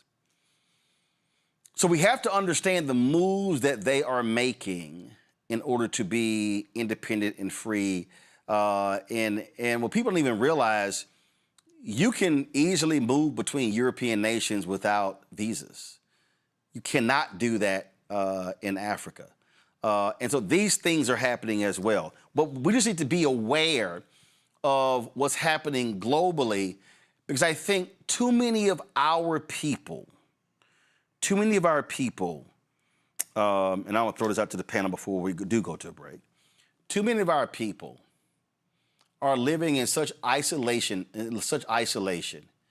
and too many of our people are literally thinking about what's going on in terms of Alabama, Georgia, Mississippi, without realizing that the decisions that are being made in the nation's capital, decisions being made at the White House, at the Pentagon, decisions that are being made all over, have global implications, and we need to understand that. And so that's one of the reasons why I keep saying to all of these Simple Simon Negroes who are trashing black immigrants, you need to shut the hell up, because an increasing percentage of the black population are black immigrants. And what I need for black people is to have a better understanding of African Caribbean nations. And I need for those black immigrants to have a better understanding of the African-American existence, because the reality is we all need each other. I'm going to start with you, Larry, Reese, then Greg, and then I'm going to break. Roland, you highlighted some really important points, and I know Dr. Carson agreed with me, is the importance of Pan-Africanism. You talk about Marcus Garvey, Nakura, and their importance of the diaspora coming together to support each other. My wife is from Jamaica. You talk about people from other parts, people of African descent from other parts of the world, and understanding the importance of our history, and also the importance of our history, and to understand that our ancestors were all just dropped off in different parts of the world, and certainly in here, the Western Hemisphere, and an example I just used. I want to make a connection, Roland, to I talk about the importance of Pan-Africanism, and we talk about the continent of Africa and its rise. The connection between you see with the current administration and them bullying African nations into giving up the rights to minerals. Yep. I want to repeat that again. Come on. Because you talked about this, Roland. Come on. It's a resource game. People have not been paying attention. Donald Trump is like, y'all want some health stuff? Give me your stuff. Give me your stuff. Give me your stuff. Yep. Go ahead. They have been forcing African nations to sign MOUs to make sure the United States can have access to vital resources. And this goes back to colonization in terms of what we talked about, the Congo and all these other countries that, had diamonds in South Africa. We could keep going on and on.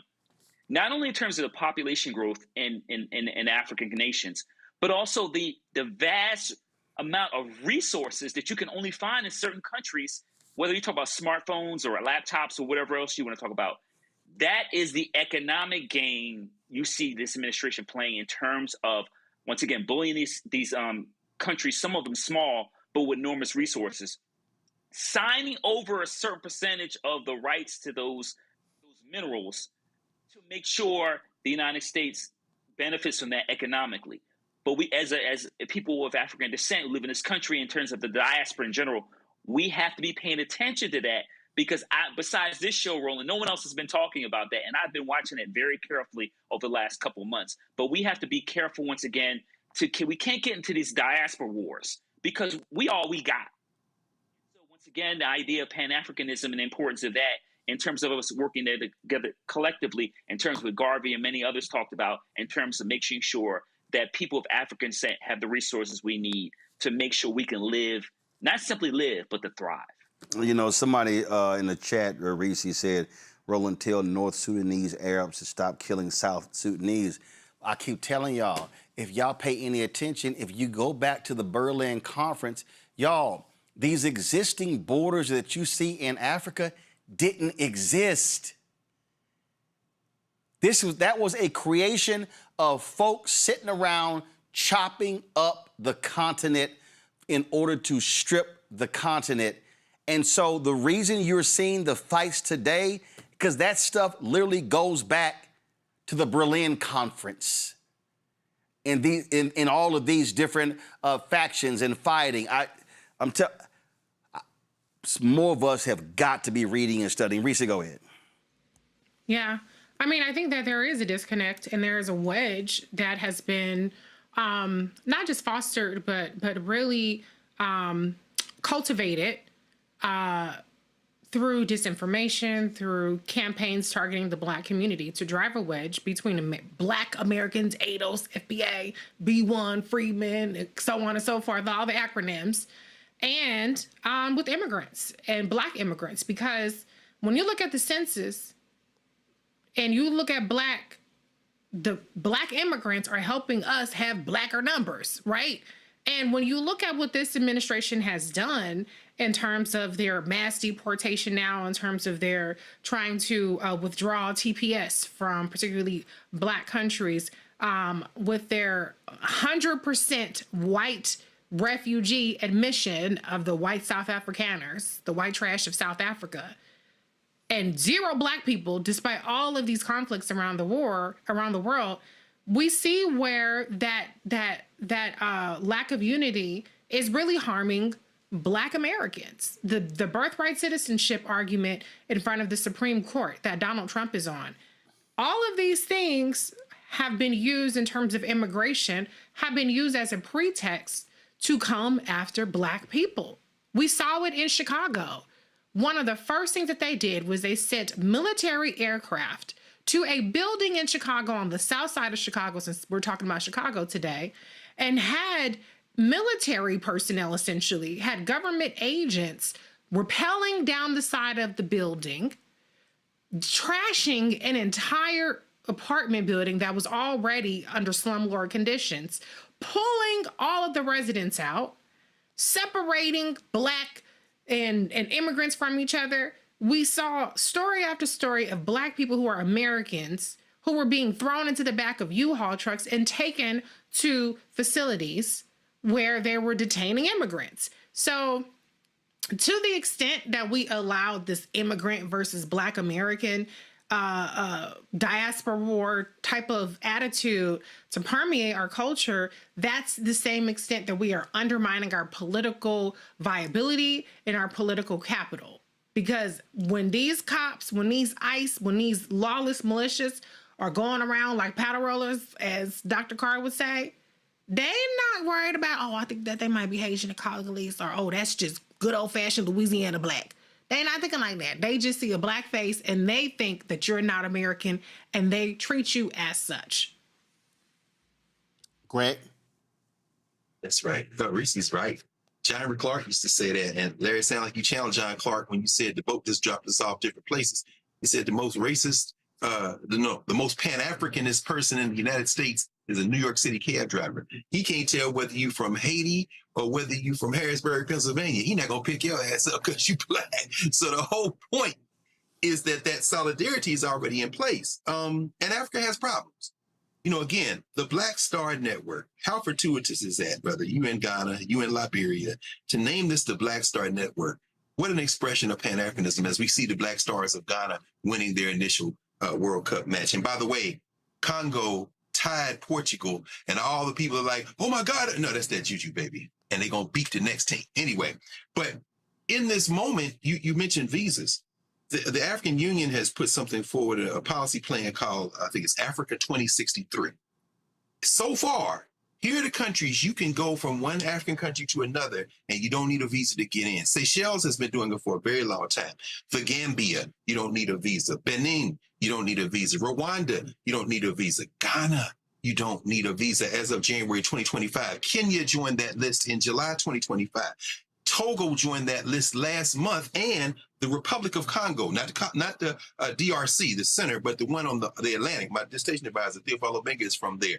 They announced they're going for January 2027. This is scaring the living hell out of these white supremacists, out of these white nationalists. Now, the big Congo, as you say, with the Ebola outbreak, thanks to little Marco and everybody stripping all this money out, Trump and these Project 2025 boys, the Democratic Republic of Congo is now trying to figure out how to keep their hands on more of the coltan that these Europeans, and including the Israelis and everybody else down there, trying to steal. And it is sending shockwaves through the continent.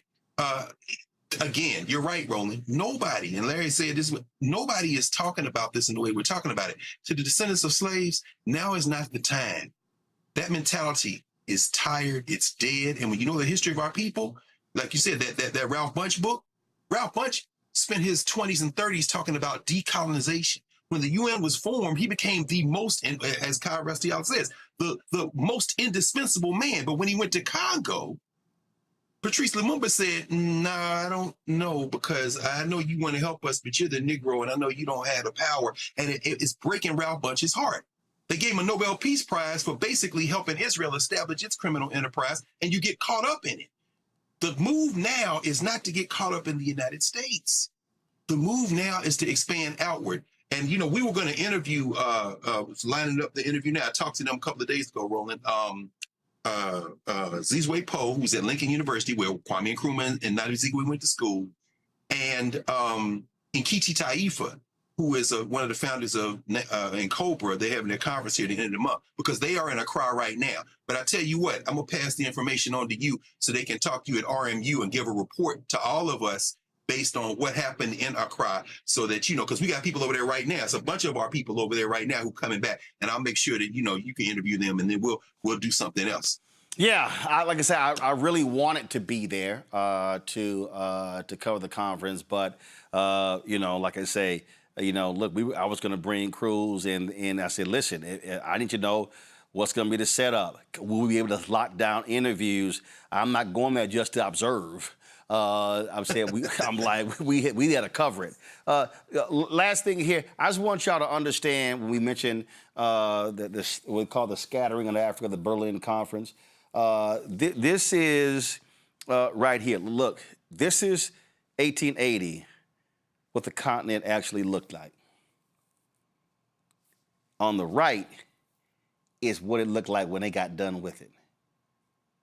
How they carved up and created all of these different nations. You did not have, see, it's too many of us walking around not, listen, y'all, if y'all grown, that bullshitting from what you learn in school ain't nothing. Elementary school, junior high, high school, college, you could throw most of that away. I'm telling y'all, if you want to understand what is happening with geopolitics, what's happening in the world today, then you have to go outside of your comfort zone, and you got to read. And listen, you may not have as many books as Greg got behind him, and trust me, if I was at my house right now, you would see the 10 bookcases I got at my crib. I got books all over the place. But y'all, I'm telling you right now, we're using this show to try to walk you through and to educate you and to get you to understand what is going on, because the public policy things that we break down are not about the next election. It's literally the next 20, 30, 40 years. In fact, we got we got an email today. Do y'all even know that they are changing how we frame minority banks? Do y'all understand what's going on? Listen, y'all, so many crazy things are happening that don't get covered at all. In fact, this is what's happening in the Department of Homeland Security. They have finalized a rule that restricts how discrimination can be penalized in federal grants totaling billions of dollars. The decision removes the government's ability to penalize funding recipients for policies that disproportionately impact minority groups unless there is clear evidence of intentional discrimination. The rule was signed by Homeland Security Secretary Mark Wayne Mullen and is scheduled for publication in the Federal Register on June 22nd. Officially eliminates disparate impact liability under Title VI of the Civil Rights Act of 1964 for the Department of Homeland Security and the Federal Emergency Management Agency. It also completely removes longstanding affirmative action provisions within the agency's grant frameworks by changing the standard from one based on effects to one requiring proof of intent. The policy fundamentally alters the landscape for tens of thousands of local governments, emergency services, and community groups that depend on DHS funding. For decades, federal civil rights enforcement operated under two standards. It banned overt intentional bigotry, and it prohibited facially neutral rules that had disparate negative impact on marginalized racial or ethnic groups. Now, check this out. While that thing is happening, you then have, again, how they're changing. See, this is all structural. Donald Trump has now shifted enforcement of civil rights from the Department of Education under his insane Department of Justice. Y'all, this is what's happening in our very eyes. Next week, because we're off tomorrow, we're going to talk about these rules regarding the banks. The National Bankers Association sent us a statement where what's going on is that the comptroller of the currency revised the policy statement on minority depository institutions. They narrowed the longstanding standard used to designate national banks and Federal Savings Association as MDIs. They emphasize the change applies only to OCC supervised institutions. The existing MDI designations remain in place, and the constructed path forward, anchored in the statute and in the partnership with the Department of Treasury, remains open.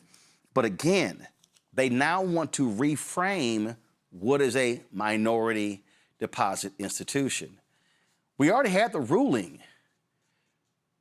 Larry, a couple of years ago in Tennessee, where a white woman sued because she wanted to be a part of the Section 8, part of the affirmative action program. Now, here's what's so crazy. She got her money through the women's program, but she sued by saying she couldn't be part of the black program when she never even applied to be part of the black program. You've got two white men in Indiana that sued, and the Trump department, the Trump lawyer said, oh yeah, we would love to completely get rid of a $37 billion disadvantaged business enterprise program. See, again, I need people watching and listening to understand their whole aim is to completely destroy and eradicate the civil rights and economic rights infrastructure that's created the opportunity, the minimal opportunities, the minuscule opportunities that we've received. And Roland, this is a really important and powerful point. Let's expand that a bit beyond we just talking about the Civil Rights Act. Roland, they're trying to get rid of the Great Society programs. You know, we talk about the Fair Housing Act, right? We even talk about things like ESEA, Higher Education Act, all these other bills, which are all civil rights bills to adjust years of Jim Crow. And people, they're in some respects, they're very quietly doing it, and the impact that it will have, that will continue to have on Black people beyond this administration. Because people are like, oh, you know, we have an election this year, we have an election, presidential election, a couple of years. No, all these things that Black people fought for took decades. And they're dismantling it just within a very short period of time. And it will take maybe another generation or two to get back to where we were just a couple of years ago. So it's going to be really important. But like I said, you talk about people watching the show and getting educated to understand what in some respects is happening quietly. And in other cases with this administration, very loudly doing these things. But the problem with, you know, this new rule, among others, is that they have been doing it and will continue to dismantle, like you said, this relates to the Civil Rights Act, but many of these other opportunities that Black people have fought for, then in many cases, other minoritized groups have benefited from, them able to build wealth, going to school, etc. We're all going to catch an L on this. And it's including white people who don't realize that they benefited from the Great Society programs, Civil Rights Act, Fair Housing Act, right?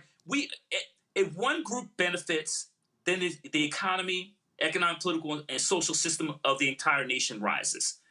But when you're focused on whiteness and what benefits us all, then this is where we find ourselves in the current situation.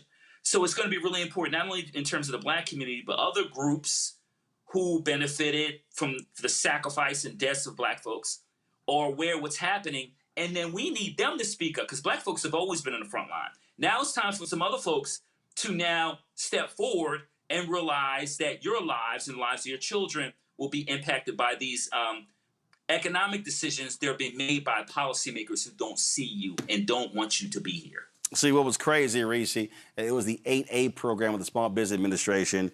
And this white woman, Celeste Bennett, she sued, saying that she was not eligible for the racial presumption part of the 8A program.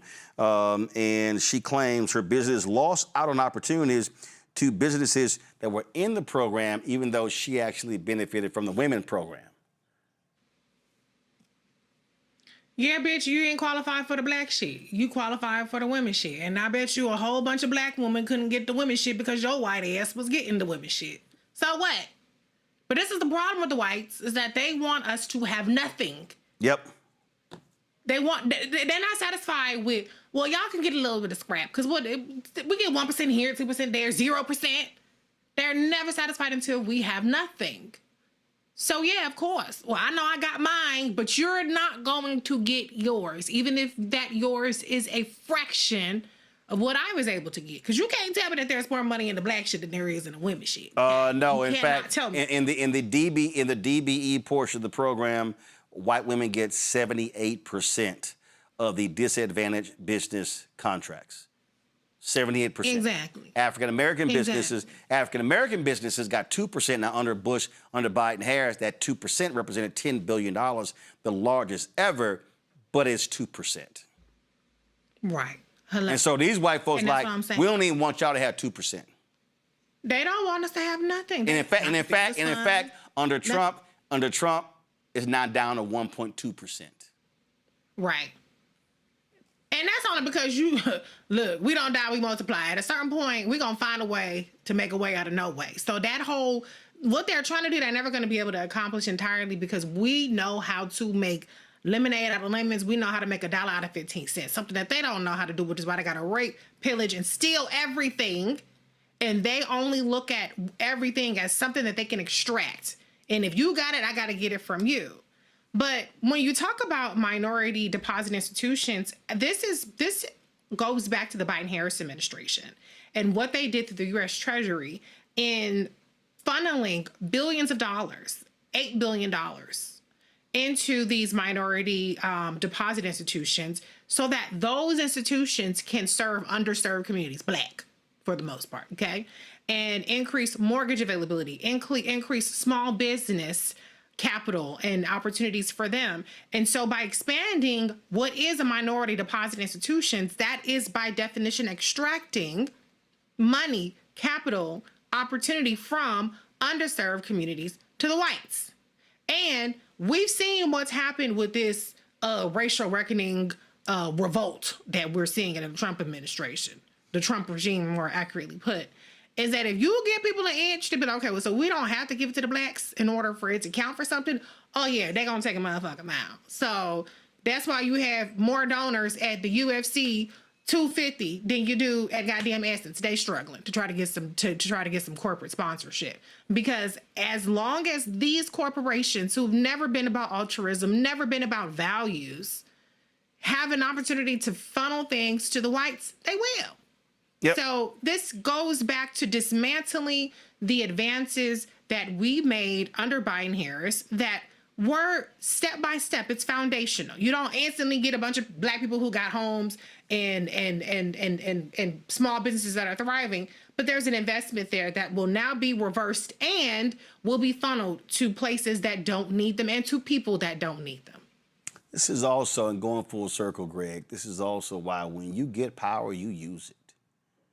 See, this is why, and I'm telling you, Greg, I remember participating in a lot of conversations with a lot of very smart Black people with multiple degrees who were CEOs, and they were like, hey man, we really can't ask for a lot with Obama, because see, we don't want to make white folk mad because he might not get a second term. And I was like, you scared to ask for some stuff? because somebody white who you don't even know may do something. I said, man, listen, this was like his first year. I was down in Miami. I said, y'all, a second term ain't promised. You better get as much as you can while you can. And this is why I totally disagreed with the folk who were like, well, no, we got to sit here and walk quietly. I was like, hell, I said, we may never, ever in our lifetime see a black person in the Oval Office. I said, man, you better be like Martin Lawrence, ride that sucker till the wheels fall off. Roland, yeah. Hey, a lot of people think that I'm a Barack Obama hater. I am not. I refer to him as Chocolate Wonder is his alter ego. That's when he really goes and does some more crazy stuff, like not mention Jeremiah Wright when he's sitting dead ass in your face at Jesse Jackson's funeral. At that point, he's a Chocolate Wonder. But I don't blame Barack Obama. I blame us for exactly what you said. We should have forced him. Here we are on Juneteenth Eve.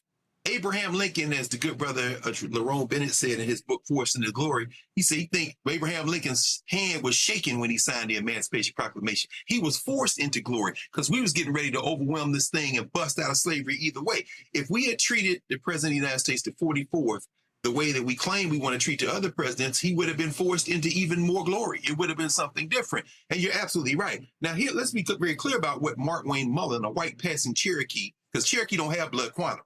So he's always claiming he's Cherokee. But the thing about Cherokee Nation is they don't count you as Cherokee or not based on how much blood you have. They got political designations. So you're a white passing Cherokee if you're Cherokee at all, punk ass Mark Wayne Mullen. But at any rate, you can't overturn disparate impact with an executive order or a monkey policy change, whether it be Department of Justice or any of the other federal departments. The right to bring disparate impact claims was decided by the Supreme Court in 1971 in a case called Griggs versus Duke Power Company. If you can prove disparate impact, I didn't intend on doing it yet, but look at the impact it has had. It was codified by Congress in the Civil Rights Act of 1991. Now, that means we got to get out here and vote and make sure that they don't try to do it. It's all in Project 2025. This is more saber rattling. You can still bring a claim. You can still have that claim ruled in your favor. What this is the federal government saying we're not going to prioritize those claims, or we're going to not only deprioritize, we're going to interpret what disparate impact is differently. But they did not change the law. They don't have the ability to do that. The courts have to interpret the statute, and it was very explicit in 1991. All of that comes down to this. This is consistent warfare, y'all. The former Attorney General, Eric Holder, said this today at the Obama Center unveiling.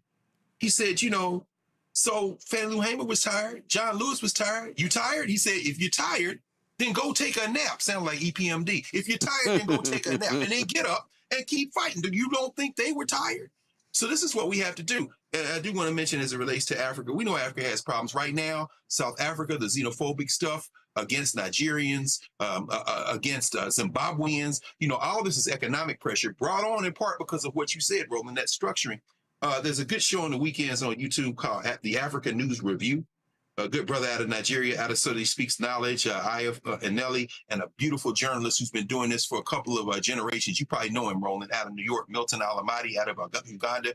They keep up with all this stuff. Nobody's saying Africa is perfect. Nobody's saying anybody is perfect. But we are saying this, to your point. We have to inform ourselves, because a story like that will have people thinking, oh, they stripped our right. No. You can still bring a disparate impact claim. Mark Wayne Mullen and all them hillbillies up there are simply trying to throw everything against the wall to take us off our square. And that's why we have to inform ourselves. Indeed. Folks, there was a lot of other stuff we wanted to get to, but you know what?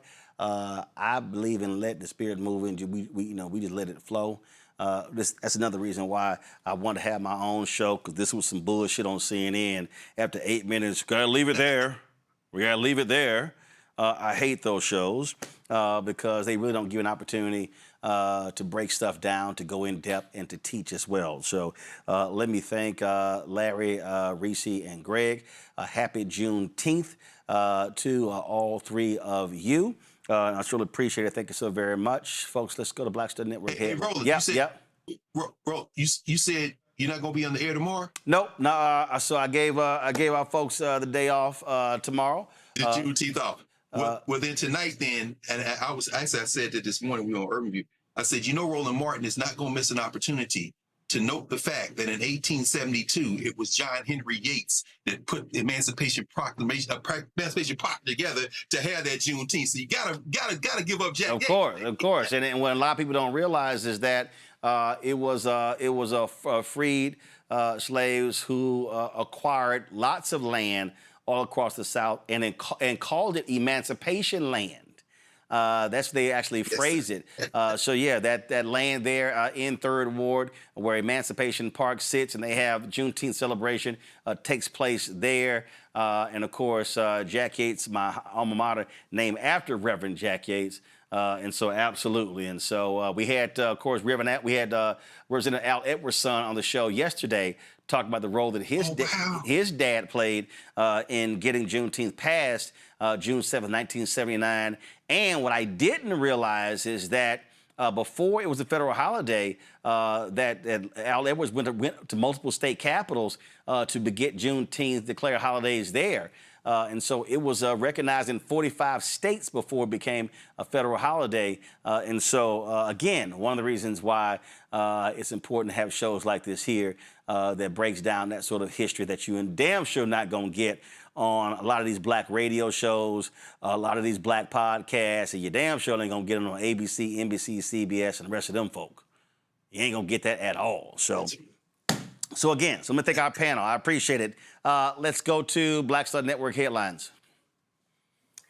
The Chicago college student who admitted to lighting a cross on fire in Grant Park in Chicago earlier this month will be charged with a hate crime. Police arrested 21-year-old Merlin Liu and charged him with 4 felony counts and 4 misdemeanor counts related to the June 9th incident.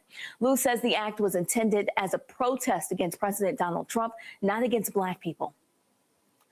A Change.org petition calling for a street in Chicago to be renamed after former President Barack Obama is picking up steam. The petition calls for Wabash Avenue downtown in Chicago to be renamed President Barack Obama Avenue. In addition to honoring the first black president, the name change would also be a slight to President Trump, as it would change the address of the Trump International Hotel and Tower to 401 Barack Hussein Obama Avenue. The 92-story skyscraper is one of the Trump Organization's key properties. Bryce Jones, who started the petition, said this move would send a small message about the values we uphold as a city, those of inclusivity, resilience, and forward-thinking change. Now Jones is calling on Chicago Mayor Brandon Johnson and city council members to give serious consideration to the rebranding proposal, which he said would immortalize small acts of resistance in our cityscape.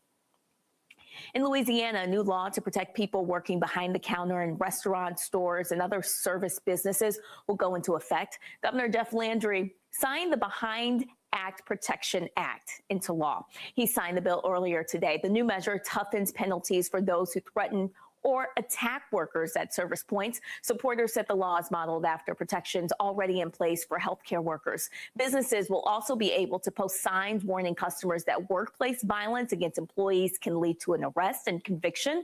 A simple battery conviction against a covered worker carries up to $2,000 fine and or 2 years in prison. Simple assault carries up to a $1,000 fine and possibly 6 months in jail. This law goes into effect on August 1st. Grammy-nominated rapper Mystical, whose real name is Michael Tyler, will spend the next 2 decades in prison after pleading guilty to third-degree rape. The rapper, best known for his early 2000 hits, Danger and Shake It Fast, was arrested in 2022 and charged with rape, robbery, domestic abuse, battery, strangulation, false imprisonment, and other charges. In March, Tyler entered a guilty plea, which knocked his first-degree rape charge down to third degree. In Louisiana, first-degree rape carries a maximum life sentence. In 2003, Tyler pleaded guilty to sexual battery. He served 6 years in prison and was released in 2010.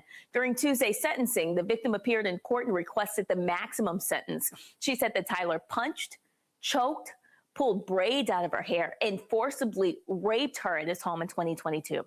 55-year-old Tyler responded with, "If I did that to you, I deserve the max sentence." He was sentenced to 20 years without the possibility of parole.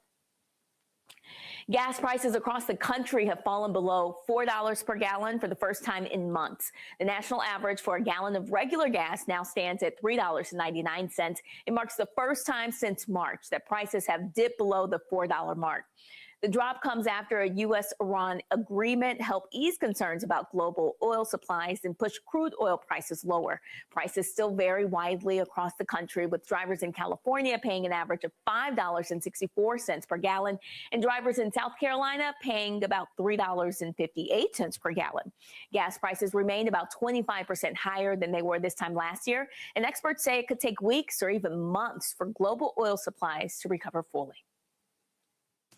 Folks, that's it. Be sure to catch Brittany Noble every day, noon Eastern, right here on the Black Star Network with the breakdown with Brittany Noble. Folks, that's it for us. Now, again, tomorrow is Juneteenth. I hope whatever you're doing, whether you are celebrating on the concerts, going to Black History events, or whatever, be sure that you also understand that Juneteenth was not just about celebration. It was also about the continuing quest for freedom. And so please incorporate voter registration into what you do. Please, citizenship education, all those things, it's really important for you to do that. And so I really hope that you do that. It's really important because, again, listen, we are living in difficult times. We're living in a moment that for lots of people, it is very difficult. And so what is required of us in this moment is to use all of our powers to educate, to enlighten, to inform folks about what's going on. And so we really hope that's what you do. Earlier today, I actually was in Maryland, and a brother who does a lot of great work with young folks in Baltimore held his golf tournament. Chu Smith is his name, quite well known. And when you talk about a lot of stuff that young folks go through, he said something that blew me away when he said that that he has had to bury 20 or 30 young folks. He described some horrific things that young folks in Baltimore are having to deal with. And so he wants to make it his mission to support them. And so he had that golf tournament today. And just hear a little bit what he said when I caught up with him at the conclusion.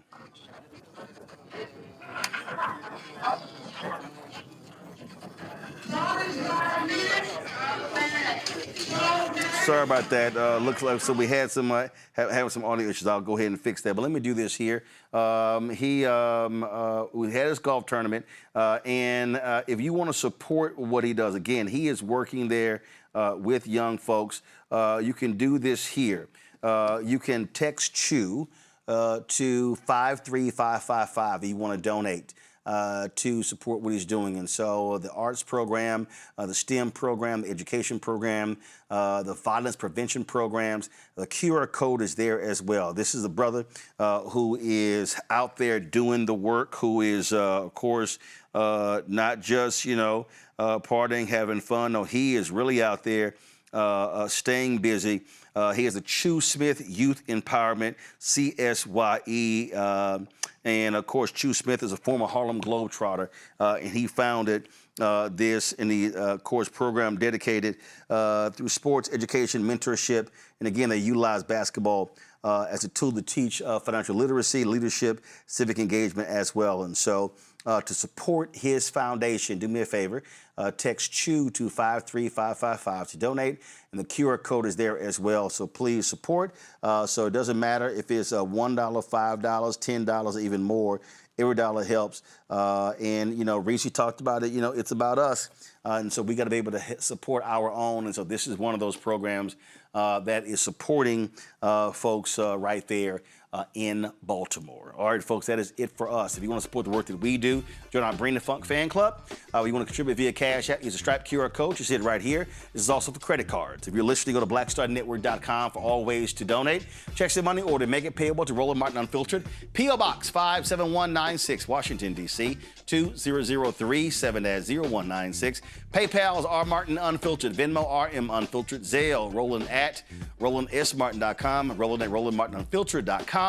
Download the Black Star Network app. Apple phone, Android phone, Apple TV, Android TV, Amazon Fire TV, Roku, Samsung Smart TV. You want to get our Roland Martin Unfiltered swag, our hats and T-shirts and mugs, all that good stuff, go to shop shop-blackstarnetwork.com. Shop-blackstarnetwork.com. Also, all the products you see in our studio are available in our marketplace section at shop-blackstarnetwork.com. All of these products, folks, please support them. We got some great products, and when you buy these products from us, you also support this show as well. So go to shop-blackstarnetwork.com. Folks, don't forget to also download the app Fan Base. Follow me at Roland S. Martin. Please do so. And like I said, we do not have a show tomorrow. We are going to have Juneteenth content, different interviews that we've done, some stuff that Greg has done as well. So look forward to that. And so we're also going to be restreaming this great discussion that Greg had with the author of the book, The Lumumba Plot. Something that you definitely want to check out. Folks, that is it. I'm going to see you on Monday. I'm going to be in Columbus, Ohio for the State of Black America. I'll be joined with Congresswoman Joyce Beatty. And so look forward to being in Columbus. And so I hope, and don't forget also this weekend was taking place, a lot of different events taking place in Georgia. They've got a Juneteenth parade with the King Center from 10 a.m. to 12.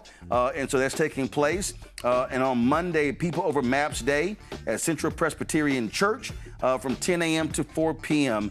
It's taking place, and that's all in Georgia. Now, in Harlem, they're going to have When We Fight, We Win, Freedom Summer. That's taking place at the Adam Clayton Powell Jr. State Office Building. That's right. Go to freedomsummer2026.com. freedomsummer2026.com. Let me say it again, freedomsummer2026.com. And for the event taking place in Harlem, I'll find out if they're going to be streaming it. And so I know I was talking to them about that, so I'll get more details on that. And as I said, for those of y'all who are in Columbus, Ohio, I'll be doing the show from Columbus, but then also I'm going to be having the State of Black America be joined with Congresswoman Joyce Beatty. So the tickets are free. We're going to be live at the Lincoln Theater from 7 to 9 p.m. For more information, register at thestateofblackamerica.myle.com. thestateofblackamerica.myle.com. This is part of the Black Girl Dad Week 2026 and the Black Father-Daughter Dance. And so look forward to that. So again, I'll be there with Congresswoman Joyce Beatty. You know, she'll be all smile if she kicked Donald Trump's butt when it came to the Kennedy Center. Folks, that's it. Yeah, you see me rocking my Juneteenth, breaking every chain since 1865. And so one of my Juneteenth shirts. All right, y'all, that's it. Have a fabulous Juneteenth. Have a great weekend, and I'll see you Monday live from Columbus, Ohio. Holla!